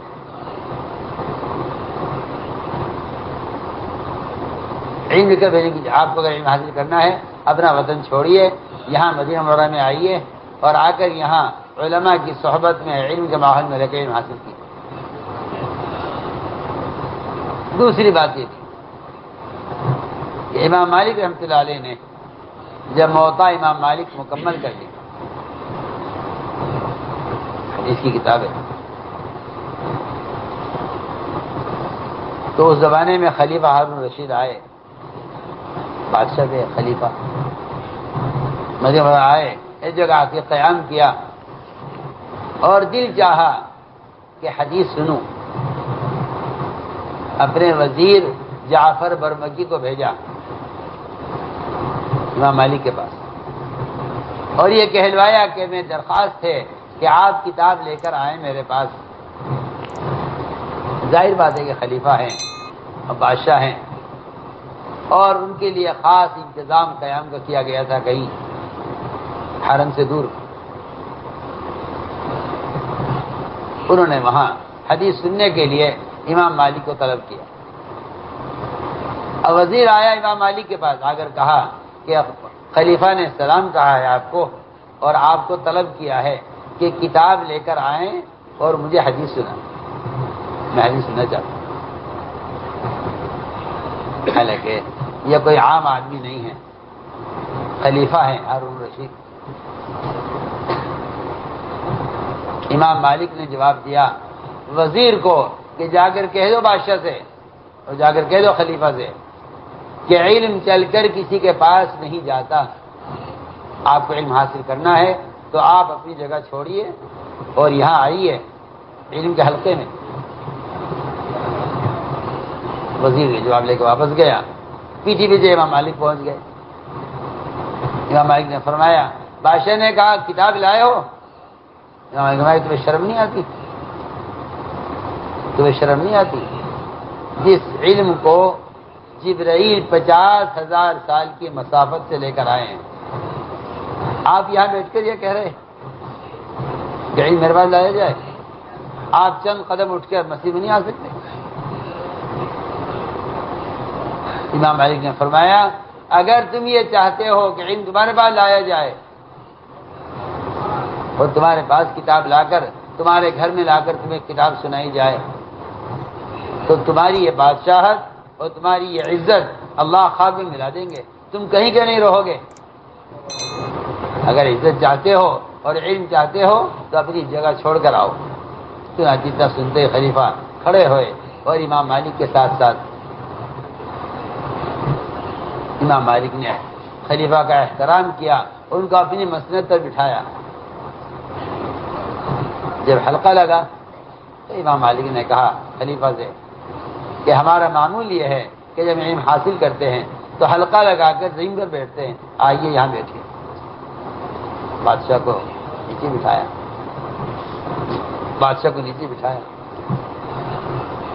کہا امام مالک نے خلیفہ سے کہ پڑھیے حدیث ہم سنیں گے، آپ پڑھیے۔ وہ ہوتے ہی ہیں بیچارے بادشاہ اور نواب اور بڑے لوگ نخرے والے۔ خلیفہ نے کہا کہ یہ جو لوگ بیٹھے نا اور عوام الناس آپ کے کمرے میں یا آپ کی جگہ پر، انہیں سب کو یہاں سے باہر کیجیے، شرم پڑے گی۔ امام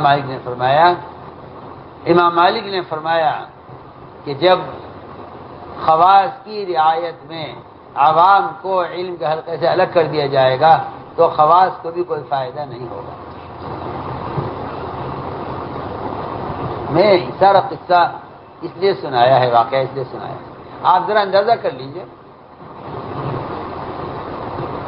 کہ خلیفہ ہارون رشید کو کتاب امام مالک لے جا کر ان کے مکان پر ان کو حدیث سناتے، اس نے یہ کہا کہ اگر تم نے علم کی توہین کی ہے اور یہ تم نے علم کے سامنے اپنی بڑائی ظاہر کی ہے اور تمہارے اندر یہ تکبر ہے، اب آپ اسے اندازہ کر لیجئے کہ پھر ان آلات اور باطل ذرائع سے اگر علم کی اشاعت کو آدمی علم سمجھے اور اس کے لیے اپنی جگہ چھوڑ کر نہ آئے تو بتائیے تو صحیح۔ امام مالک کی بات پر آپ غور کریں، وہ کیا کہہ رہے ہیں، ہم کیا کر رہے ہیں، ذرا اندازہ کریں اس کو۔ یہ بھی خود امام مالک کا ہی قول ہے، فرماتے تھے کہ اس امت کے بعد والوں کی اصلاح ہو نہیں سکتی جب تک امت وہ نہ کرے جو پہلوں نے کیا۔ امام مالک کا ہی قول ہے۔ تو میں نے عرض کیا میرے دوستو عزیزو، علم نشر و اشاعت کی چیز نہیں، بلکہ علم کے لیے اپنا ماحول چھوڑ کر اور علم کے لیے منکر اور ظلمتوں کی اور غفلت کی جگہ چھوڑ کر، علم تو ذکر ہے، اس لیے علم ذکر کی جگہ جاتا ہے، علم عمل ہے اس لیے علم عمل کی جگہ جاتا ہے، علم اللہ کا نور ہے اس لیے علم تقاضا کرتا ہے کہ معصیت اور ظلمت کے ماحول سے نکل کر علم حاصل کرو۔ تو میں نے عرض کیا کہ سب سے بنیادی بات یہ تھی کہ اس زمانے میں لوگوں نے علم کو نشر و اشاعت کی چیز سمجھ لیا، جو جہاں ہے وہاں علم پہنچا دو، حالانکہ علم کے لیے اپنی جگہ کو چھوڑنا اور علم کے ماحول میں رہ کر علم حاصل کرنا۔ اس لیے اگر آپ غور کریں گے قرآن میں اور غور کریں گے حدیث میں تو علم جو ہے وہ نقل و حرکت کی چیز ہے، علم نقل و حرکت کی چیز ہے۔ یہ قرآن یہ کہتا ہے ما كان المؤمنون لينفروا كافة، کہ یہ تو علماء، اس سے علماء مراد ہے کہ علماء کے لیے تو مناسب نہیں ہے کہ سارے علماء ایک ساتھ نکل جائیں اللہ کے راستے میں، بلکہ علماء کو چاہیے کہ ایک جماعت علم کو لے کر پھرے، جب یہ واپس آ جائیں تو دوسرے نکلیں، جب واپس آئے دوسرے نکلیں، اس لیے کہ نفر کا سب سے گہرا رشتہ تعلیم کے ساتھ ہے، کیونکہ نبی کی بعثت کا مقصد تعلیم ہے، نبی کی بعثت کا مقصد تعلیم ہے، نبی کی بعثت کا مقصد تعلیم ہے، اس لیے نفر کا سب سے گہرا رشتہ تعلیم کے ساتھ ہے۔ میں تو کیا عرض کروں آپ سے، قتال سے زیادہ اہم تعلیم کے لیے نکلنا ہے، سوچیے تو صحیح آپ، قتال سے زیادہ اہم قتال سے زیادہ اہم تعلیم اور دعوت کے لیے نکلنا ہے۔ نفر کا جو اصل مقصد تھا اور نفر کی جو فریضہ ادا کرنا ہے نفر کے ذریعے، خروج سے جو فریضہ ادا کرنا ہے وہ دو فریضہ ادا کرنے ہیں جو خروج کے بغیر ادا نہیں ہوں گے، ایک دعوت، ایک تعلیم۔ دعوت اور تعلیم یہ دو وہ بنیادی فریضے ہیں جن فریضوں کو ادا کرنے کے لیے خروج ہے۔ آپ پڑھ لیجیے قرآن کہ کیوں نہیں علماء نفر کرتے، لیتفقہوا فی الدین، تاکہ عوام کے جہل کا مشاہدہ کریں، اس سے ان کے علم میں رسوخ پیدا ہو اور واپس جا کر اپنی قوم کو ڈرانے میں ان کی تحذیر مؤثر ہو۔ قرآن صاف کھول کر کہہ رہا ہے، اس لیے ہم صاف طور پر کرتے ہیں کہ نفر کا گہرا رشتہ تعلیم اور دعوت کے ساتھ ہے۔ انہیں میدان قتال میں تعلیم بھی ہوتی تھی، میدان قتال کے اندر نماز بھی ہوتی تھی اور میدان قتال کے اندر دعوت بھی دی جاتی تھی۔ تینوں کام، دعوت، تعلیم اور نماز، تینوں چیزیں میدان قتال کے اندر کی جاتی تھی، نماز، دعوت اور تعلیم۔ آپ پڑھیے، واقعات پڑھیے۔ میدان قتال میں دعوت دینا مستحب ہے امام ابو حنیفہ کے نزدیک، یہ نہیں کہ دعوت دی جاتی ہے قتال ہے، قتال میں بھی دعوت ہو، قتال میں دعوت اور قتال میں تعلیم۔ سنیے تو صحیح آپ، قتال میں تعلیم۔ صحابہ فرماتے ہیں، حضرت صحابہ کے اندر سب جمع کیا ہوا ہے، وہ اگر پڑھتے نہیں ہیں اس لیے اعتراض کرتے ہیں، پڑھنا چاہیے۔ دعوت، تعلیم اور عبادت، تینوں کام قتال کے میدان میں ہوتے تھے۔ صحابہ فرماتے ہیں کہ ہم چند صحابہ کو مشورہ کر کے آپ صلی اللہ علیہ وسلم کی خدمت میں بٹھا دیا کرتے تھے کہ تم یہاں علم کا حلقہ قائم کرو، ہم میدان میں قتال کریں گے، جو تم سیکھو گے وہ ہمیں سکھلاؤ گے، کیونکہ ہم قتال میں ہوں گے۔ ایسا نہ ہو کہ ہم سے کوئی حدیث رہ جائے یا قرآن کا کوئی نیا حکم نازل ہو ہمیں معلوم نہ ہو سکے، لہذا تم نبی کی اس میں رہنا، صحبت میں، اور وہاں علم حاصل کرنا، ہم میدان میں قتال کریں گے۔ یہاں تک ملتا ہے روایت۔ عبداللہ ابن عمر سے ایک صاحب نے کہا کہ فلاں علاقے میں مسلمانوں میں غیروں کے ساتھ قتال ہو رہا ہے، میں مشورہ کرنے آیا ہوں کہ میں وہاں قتال کے لیے جاؤں۔ عبداللہ نے فرمایا میں تمہیں اس سے اچھا مشورہ دیتا ہوں، میں تو اس سے بہتر، میری رائے یہ ہے کہ بجائے وہاں قتال کے لیے جانے کے اپنے محلے میں مسجد بنا لو اور لوگوں کو فرائض اور مسائل سکھلایا کرو۔ یہ عبداللہ عمر کہہ رہے ہیں قتال میں جانے کی رغبت ظاہر کرنے والے سے کہ اپنے محلے میں مسجد بنا لو اور وہاں مسجد میں آنے والوں کو مسائل سکھلایا کرو۔ آپ اگر غور کریں قرآن میں، آپ غور کریں حدیث میں، اگر 70 صحابہ شہید کیے گئے ہیں ایک غزوے میں تو 70 علماء شہید کیے گئے ہیں امت کے علم کو پہنچانے میں، سب کے سب علماء تھے، سب علماء تھے۔ اہل نجد نے آ کر مطالبہ کیا کہ ہمارے یہاں اسلام آ گیا، علم نہیں آیا، آپ علماء بھیجیے ہمارے یہاں۔ پڑھیے روایت، آپ نے اپنے صحابہ میں سے 70 علماء چنے آپ نے جنہیں قراء کہا جاتا تھا۔ قراء کا مطلب یہ نہیں زمانے کی طرح کہ جو قرآن پڑھنا جانتے ہو وہ قراء نہیں، قراء کہا جاتا تھا سب سے زیادہ علم رکھنے والے اور قرآن کے حرام حلال کو سمجھنے والے، ایسے علماء چنے آپ نے 70۔ اور یہ بھی کہا کہ مجھے اہل نجد کے مطالبے پر اطمینان نہیں ہے، خبر نہیں کیا ہوگا ان کے ساتھ، مگر کیونکہ وہ کہتے ہیں کہ ہم علم حاصل کرنا چاہتے ہیں، آپ نے 70 علماء کی جماعت بنا کر روانہ کی۔ 70 سب کے سب نہتے تھے، کسی کے پاس ہتھیار نہیں تھا۔ یہ 70 علماء صرف علم سکھلانے کے لیے جا رہے تھے، ان کو دھوکے سے لے جا کر شہید کیا گیا۔ بغیر کسی غزوے کے، بغیر کسی قتال کے، بغیر کسی معرکے کے، اچانک، اور سب نہتے تھے۔ آپ اس پہ غور کر لیجئے کہ 70 علماء اگر غزوے میں شہید ہوئے تو 70 علماء بئر معونہ میں، 70 صحابہ اگر غزوے میں شہید ہوئے تو 70 علماء بئر معونہ میں شہید کیے گئے۔ اس لیے ہم عرض کرنا چاہتے ہیں کہ علم تو نقل و حرکت کی چیز تھی۔ علم کے لیے پھرنا، علم کے لیے نفر۔ قرآن میں نفر کا علم نہ جائے، قرآن میں نفر کا لفظ تعلیم کے لیے بھی ہے، تعلیم کے لیے نفر، تعلیم کے لیے نفر، کہ علماء پھریں علم کو لے کر جاہلوں کے لیے، اور عوام الناس کو چاہیے کہ وہ اپنے وطن چھوڑیں علماء کی صحبت میں رہ کے علم حاصل کرنے کے لیے۔ آپ غور کیجیے، حدیث میں بڑی اچھی مثال دی گئی۔ آپ نے فرمایا کہ جو علم میں لے کر آیا ہوں اس علم کی مثال بادل کی طرح ہے، علم کی مثال بادل کی طرح۔ بہت اچھی، بہت عجیب و غریب حدیث ہے۔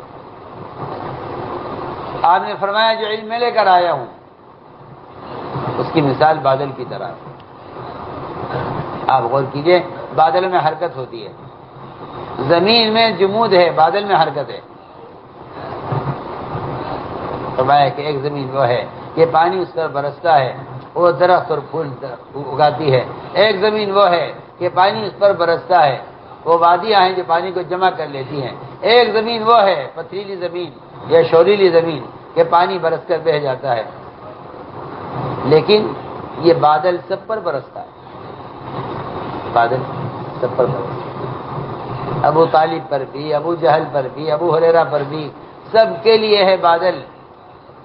ابو جہل رہا، ابو طالب اسلام نہ لائے، ابو ہریرہ نے کم مدت میں سب سے زیادہ علم حاصل کر لیا۔ جو محنت ابو جہل پر، ابو ہریرہ پہ ہے، وہی امید اور وہی کوشش ہدایت کے ابو جہل کے لیے ہے۔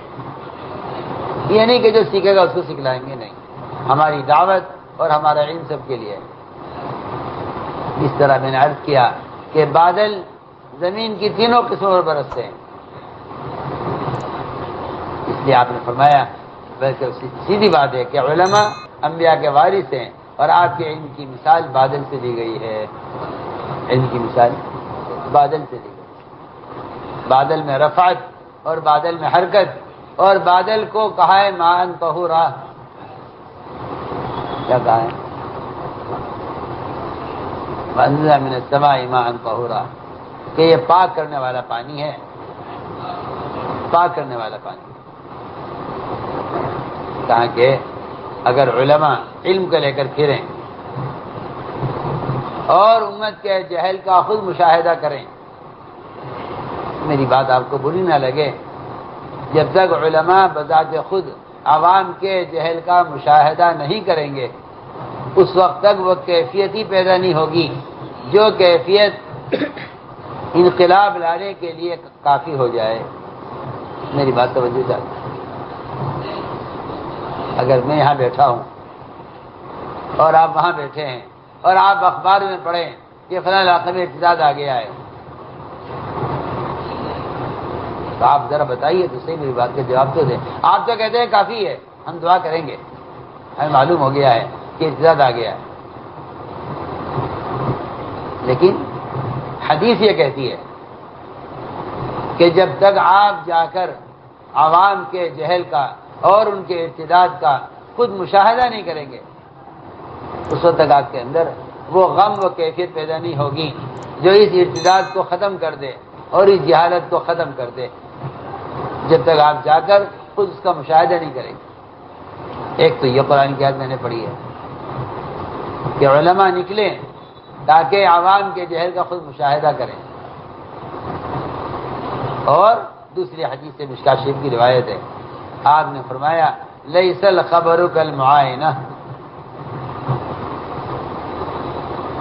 قوم کے ارتداد کی خبر، قوم کے ارتداد کی خبر اگر اللہ بھی دے دیں براہ راست نبی کو قوم کی ارتداد کی خبر، اگر اللہ براہ راست نبی کو دے دیں تب بھی وہ کیفیت پیدا نہیں ہوگی جو کیفیت قوم کے ارتداد کو دیکھ کر پیدا ہو۔ آپ بتائیے، جیسے میں اور آپ اس زمانے میں اگر ہم سن لیں کہ ہاں بھائی فلاں علاقے میں مرتد ہو گئے لوگ، فلاں علاقے میں اتنی جہالت ہے، فلاں علاقے میں اتنی بڑی آبادی مسلمانوں کی ہے لیکن کوئی نماز کی خبر نہیں ہے،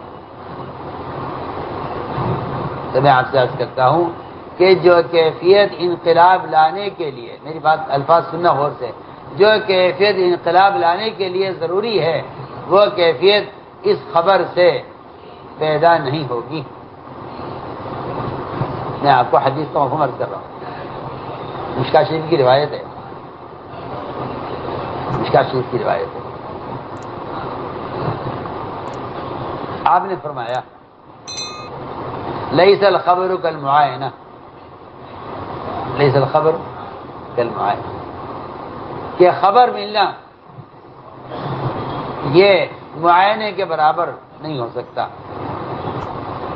اللہ تعالیٰ نے، آپ نے حدیث بیان کی، مشکاۃ شریف کی روایت ہے، فرمایا آپ نے صحابہ سے کہ کسی چیز کو اپنی آنکھوں سے دیکھنے سے جو کیفیت پیدا ہوگی وہ کیفیت صرف خبر سننے سے پیدا نہیں ہو سکتی۔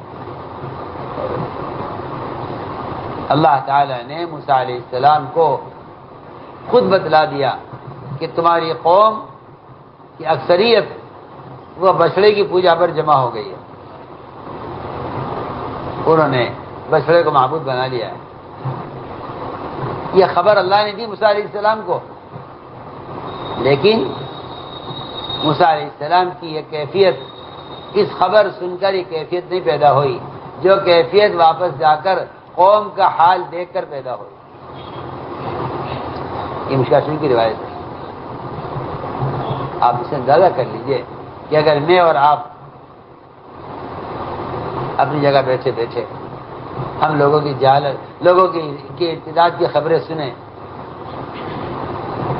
اور ہم خود جا کر ان کی بستیوں میں، ان کے علاقوں میں، ارتداد کے علاقوں میں جا کر ان کے ارتداد کا مشاہدہ نہ کریں تو بتائیے اگر موسیٰ علیہ السلام کے اندر یہ کیفیت خبر سے پیدا نہیں ہو سکتی جبکہ مخبر اللہ تعالیٰ ہے، تو اگر آپ میری بات پر جواب دیجئے کہ پھر اس زمانے میں اخبار رسائل سے اگر ہمیں خبریں ملتی ہیں لوگوں کے ارتداد کی تو کیا بتائیے وہ کیفیت بہر آپ کے اندر پیدا ہو سکتی ہے؟ آپ سوچیے اس بات کو جو میں کہہ رہا ہوں،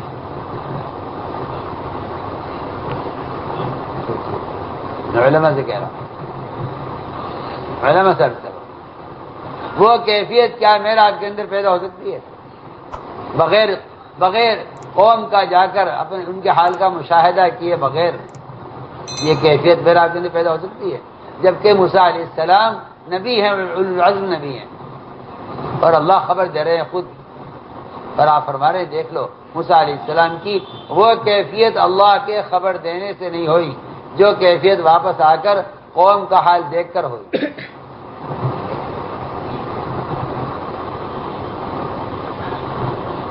میں اس لیے عرض کرتا ہوں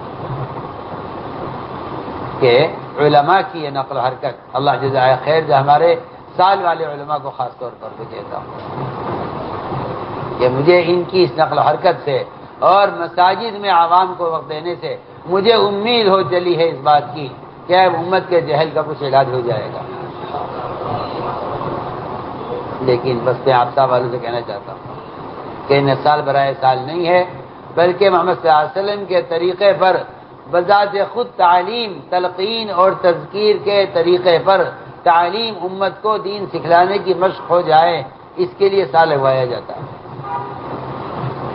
ایک سال اپنے ملک میں اس لیے لگاؤ کہ تاکہ عوام کو خود سکھلانے کی مشق ہو جائے اور عوام کے جہل کا مشاہدہ کر کے وہ غم اور کیفیت پیدا ہو جائے جو اس ارتداد کو ختم کر دے اور امت میں دینی انقلاب آئے۔ اور دوسرے سال کا، تیسرے سال کا مقصد ہی یہی ہے کہ علماء کو، عوام کو خود سکھلانے کی مشق ہو جائے جو اصل نبی کا طریقہ ہے، جو اصل نبی کی سنت ہے۔ یہ تھا مقصد سال میں نکالنے کا۔ اس لیے آپ صلی اللہ علیہ وسلم نے یہ فرمایا یا تو علماء جاہلوں کو دین سکھلائیں ورنہ میں علماء کو دنیا میں سزا دوں گا۔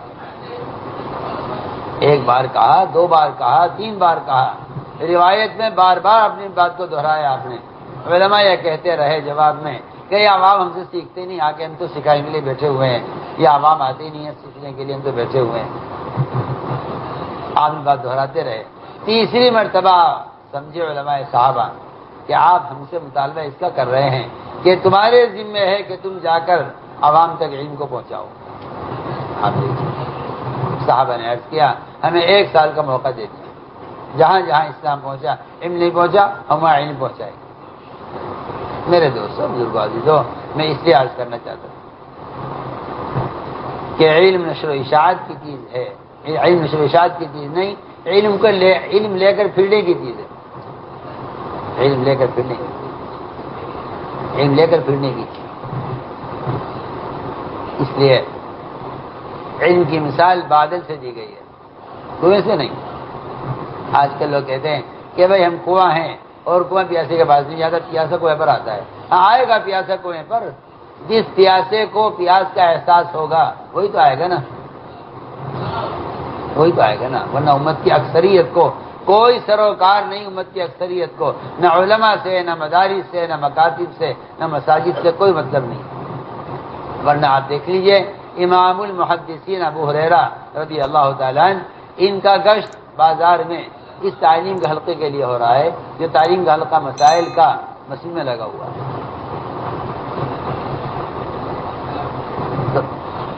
مقام پر رہتے ہوئے، مقام پر امام المحدثین گشت کر رہے ہیں کہ مسجد میں تعلیم ہو رہی ہے، تم بازار میں کیوں ہے؟ میرے دوستو عزیزو، ہم علماء کی نقل و حرکت کے ذریعے امت تک علم کو پہنچانا چاہتے ہیں کہ علم امت میں عام ہو جائے۔ یہی سال کے خروج کا اصل مقصد ہے، یہی سال کے خروج کا اصل مقصد ہے۔ کیونکہ میں عرض کر چکا ہوں کہ قرآن اس بات کو کھول کر کہہ رہا ہے کہ نفر کا گہرا رشتہ تعلیم کے ساتھ ہے، کیونکہ نبی کی بعثت کا مقصد تعلیم ہے، نبی کی بعثت کا مقصد تعلیم ہے۔ اس لیے عوام تو اس کا عزم کریں کہ انشاءاللہ ہمیں اپنی مساجد اور مکاتب سے تعلق قائم کر کے علم حاصل کرنا ہے، اور علماء اس کا عزم کریں کہ یہ امت کی امانت ہے، اسے امت تک پہنچانا ہے، اسے امت تک خیال کرنا ہے۔ علم خود پہنچاؤ، علم نکل رہنے کی چیز نہیں، علم کو خود پہنچاؤ۔ کتاب ذریعہ نہیں تھا، علماء اور معلم متعلم کے درمیان کتاب ذریعہ نہیں تھا، بلکہ صحبت اصل ذریعہ تھی۔ صحبت اصل، علم کے منتقل ہونے کے لیے صحبت اصل، کتاب نہیں، کتاب اصل نہیں۔ یہ تو اس زمانے میں ہوا ہے کہ علم کتابوں میں چلا گیا، میں تو ساتھ بیٹھ کرتا ہوں، اور کیونکہ وہ طریقہ اتنا دور چلا گیا ہے کہ اس طریقے سے کوئی مناسبت باقی نہیں رہی، اس لیے لوگ ایسی باتوں کو مخالف سمجھتے ہیں۔ حالانکہ میں جو عرض کر رہا ہوں اگر آپ غور کریں تو دور صحابہ میں کتابیں علم پر کہیں نہیں ملیں گی۔ ہاں اگر ایک آدمی آ کر یہ سوال کرتا ہے آپ صلی اللہ علیہ وسلم سے کہ نماز کے اوقات کیا ہیں، تو آپ نے فرمایا تم 2 دن ہماری مسجد میں رہو، ہم ایک دن ساری نماز اول وقت میں ادا کریں گے، اگلے دن ساری نماز آخر وقت میں ادا کریں گے، تاکہ تمہیں نماز سے معلوم ہو کہ نماز کے پڑھنے کے اوقات کیا کیا ہیں۔ آپ سے حالانکہ آپ بٹھا کر سمجھا دیتے ہیں کہ بھائی ایک نماز فجر کی اس وقت ہوگی، ظہر اس وقت ہوگی، عصر اس وقت ہوگی، مغرب کا وقت یہ ہے، عشاء کا وقت یہ ہے۔ ایک فرد دیہاتی آیا، اس نے آ کر سوال کیا کہ یہ نماز کے اوقات کیا ہے، میں پوچھنے آیا ہوں۔ فرمایا اس طرح نہیں کہ تم بتا دے تم چلے جاؤ، سن کر تم ہماری مسجد میں 2 دن قیام کرو۔ ایسا ہو سکتا ہے اس زمانے میں؟ پہلے دن آپ نے ساری نمازیں اول وقت پڑھی، تمام صحابہ جماعت کی نماز مسجد کی، کیوں؟ پوری مسجد کی نماز کے اوقات بدل گئے فوراً. کیوں؟ ایک آدمی آیا ہے پوچھنے کے لیے کہ نماز کا وقت کیا ہے. آپ نے فرمایا کہ ہم آج ساری نمازیں وقت پڑھیں گے، تم دیکھنا کس وقت ہو رہی ہے. اور اگلے دن ساری نمازیں پڑھی گئی آخر وقت میں. آپ ذرا اندازہ کر لیجئے کہ نماز کا اول ہوتا ہے اور آخر وقت میں کتنا فاصلہ ہوگا. چلو 1 گھنٹہ 1.5 گھنٹہ کم سے کم اتنا فاصلہ ہوگا بتانے کے لیے کہ اول وقت کیا ہے آخر وقت کیا ہے. تو میں نے عرض کیا کہ عمل سے تعلیم دی جاتی تھی، عمل سے تعلیم. حضرت علی عراق گئے، عراق والوں نے کہا کہ آپ صلی اللہ علیہ وسلم کے وضو کا طریقہ بتا دیجئے. فرمایا لاؤ لوٹے میں پانی. ہم علماء سے چاہتے کیا ہے؟ ہم علماء سے بھی چاہتے ہیں کہ مسجدوں کو وقت دے دو تاکہ آنے والے علماء کی صحبت اور ان کے عمل سے علم حاصل کریں، ان کے عمل سے فرائض سیکھیں. اس کے علاوہ کوئی مقصد نہیں. وہی علماء کی ذمہ داری ہے کہ اپنے عمل سے عمل کی تعلیم دیں، کتاب سے نہیں، اپنے عمل سے عمل کی تعلیم. کتاب تو معلم کے لیے ہے، متعلم کے لیے تو عالم کا عمل ہے. سنت تو یہی ہے، صلو کما رأیتمونی اصلی. تعلیم کا طریقہ یہی ہے، صلو کما رأیتمونی اصلی. جس طرح مجھے نماز پڑھتے دیکھ رہے اس طرح نماز پڑھو. یہ ہے نبی کا تعلیم، یہ ہے نبی کا طریقہ تعلیم. یہ ہے نبی کا طریقہ. یہ نہیں ہے کہ آپ کتاب چھاپ کر عوام میں تقسیم کرا دیں اور کہ میں نے تو بھائی نماز کا طریقہ بتا دیا ہے، جسے پڑھنی اس طرح پڑھ لے. صاحب کہتا آپ کو برا نہ لگے، یہ طریقہ نہیں تھا تعلیم کا، یہ طریقہ تعلیم کا نہیں تھا.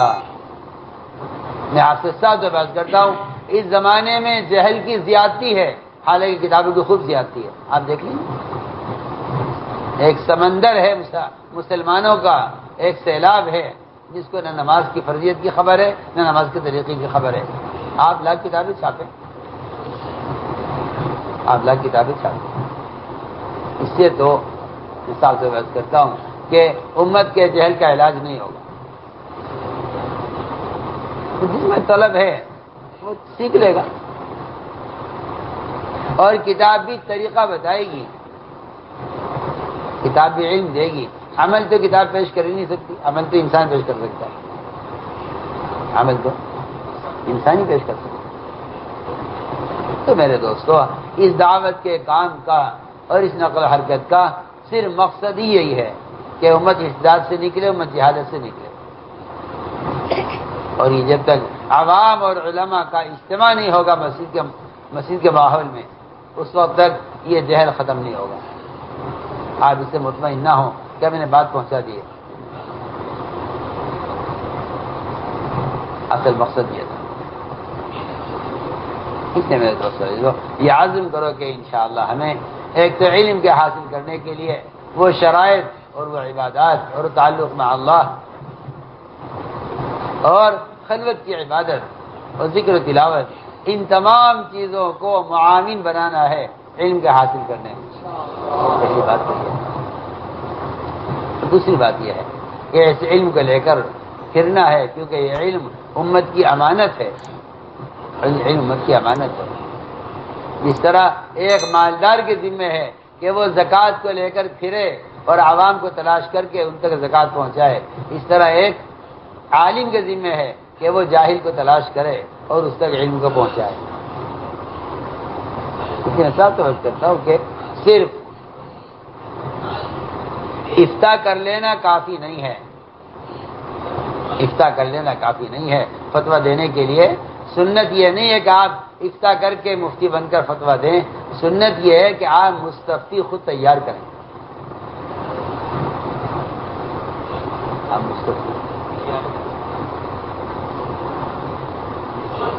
آپ مستفتی خود تیار کریں.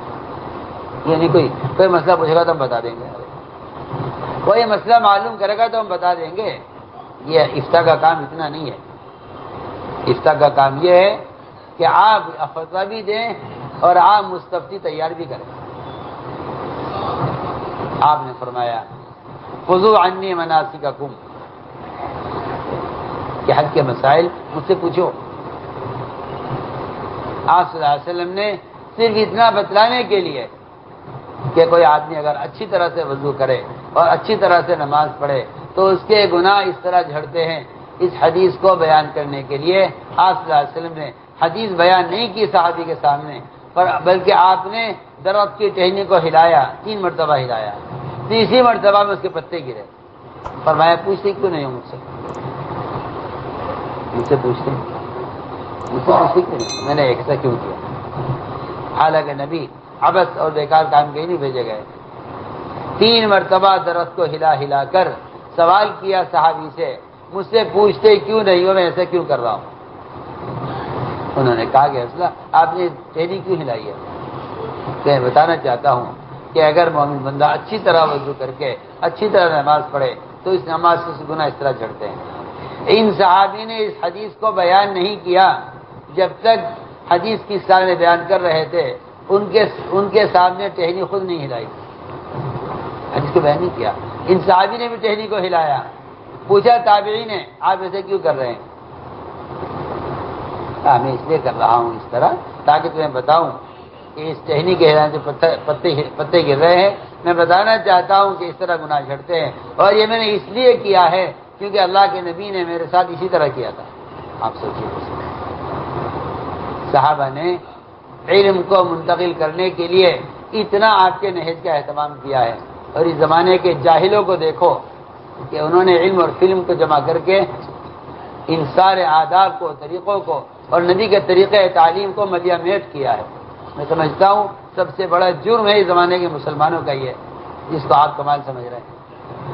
سوچیے کیا کیا آپ کو میری باتیں بری لگیں گی، لیکن کیونکہ آپ کو سنت سے وحشت اور رواج سے محبت ہے، اس لیے آپ کو باتیں بری لگتی، سیدھی سیدھی بات۔ آپ کو سنت سے وحشت ہے جی، آپ کو سنت سے وحشت ہے اور آپ کو رواج سے محبت ہے، اس لیے آپ سے رواج کے خلاف کوئی بات کہی جائے تو آپ سے برداشت نہیں ہوتی۔ اس کی وجہ یہ ہے جن لوگوں کو سنت سے محبت ہوتی ہے ان کو رواج سے نفرت ہوتی ہے، اور جو کہ رواج سے محبت ہوتی ہے ان کو سنت طریقوں سے وحشت ہوتی ہے۔ پکی پکی بات، آپ غور کر لیجیے اس حدیث پر۔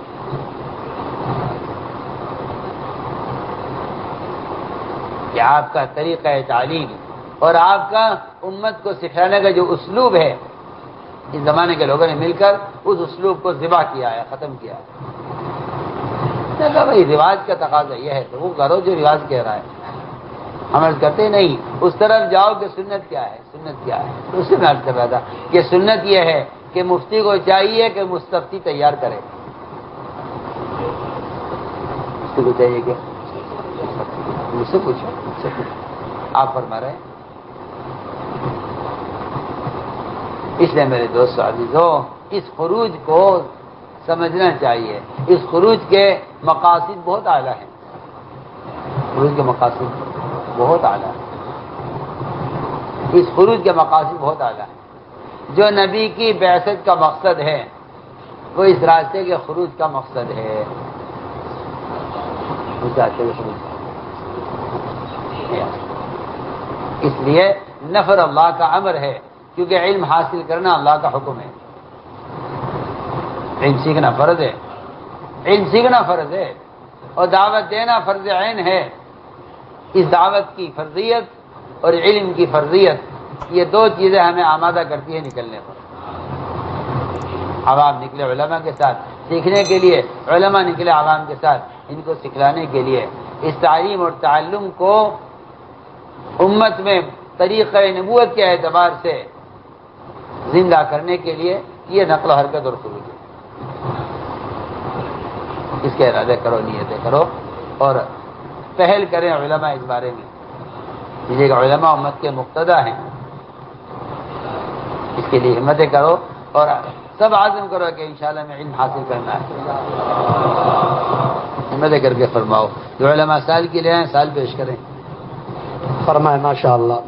امیر الدین صاحب دوسرے سال کے لیے ماشاء اللہ. اور فرمائے امیر الدین صاحب دوسرے سال کے لیے ماشاء اللہ. لکھے بھائی. اور بتائیں مولی عتیق صاحب دوسرے سال کے لیے. مولی آصف صاحب دوسرے سال کے لیے ماشاء اللہ. دوسرے سال کی ہماری 2 جماعتیں اس وقت یہاں موجود ہی بتائیں. بمبئی کی جماعت مولی شمیم صاحب کی ماشاء اللہ. مولانا مزمل صاحب دوسرے سال کے تیار ہو کر کے آ گئے ماشاء اللہ 3 لاکھ روپے خرچ کے لیے ماشاء اللہ. اور بتائیں بھائی پہلے سال کے لیے اللہ قبول فرما لے. اور فرمائے بھائی جن کا پہلا سال لگ چکا دوسرے سال کی ارادہ کریں بتائیں ماشاء اللہ. خرچ بھی بتائیں. اور بتائیں بھائی. اور فرمائیں جن کا دوسرا سال لگ چکا تیسرے سال کے لیے فرمائیں. اور فرمائیں ماشاء اللہ. ارادے کریں بھائی باتیں سنی ہیں عزم بتاؤ بھائی ماشاء اللہ. ماشاء اللہ مولی عتیق صاحب دوسرے سال کے لیے اللہ قبول فرما لے. اور فرمائیں. اور فرمائیں. اور فرمائیں.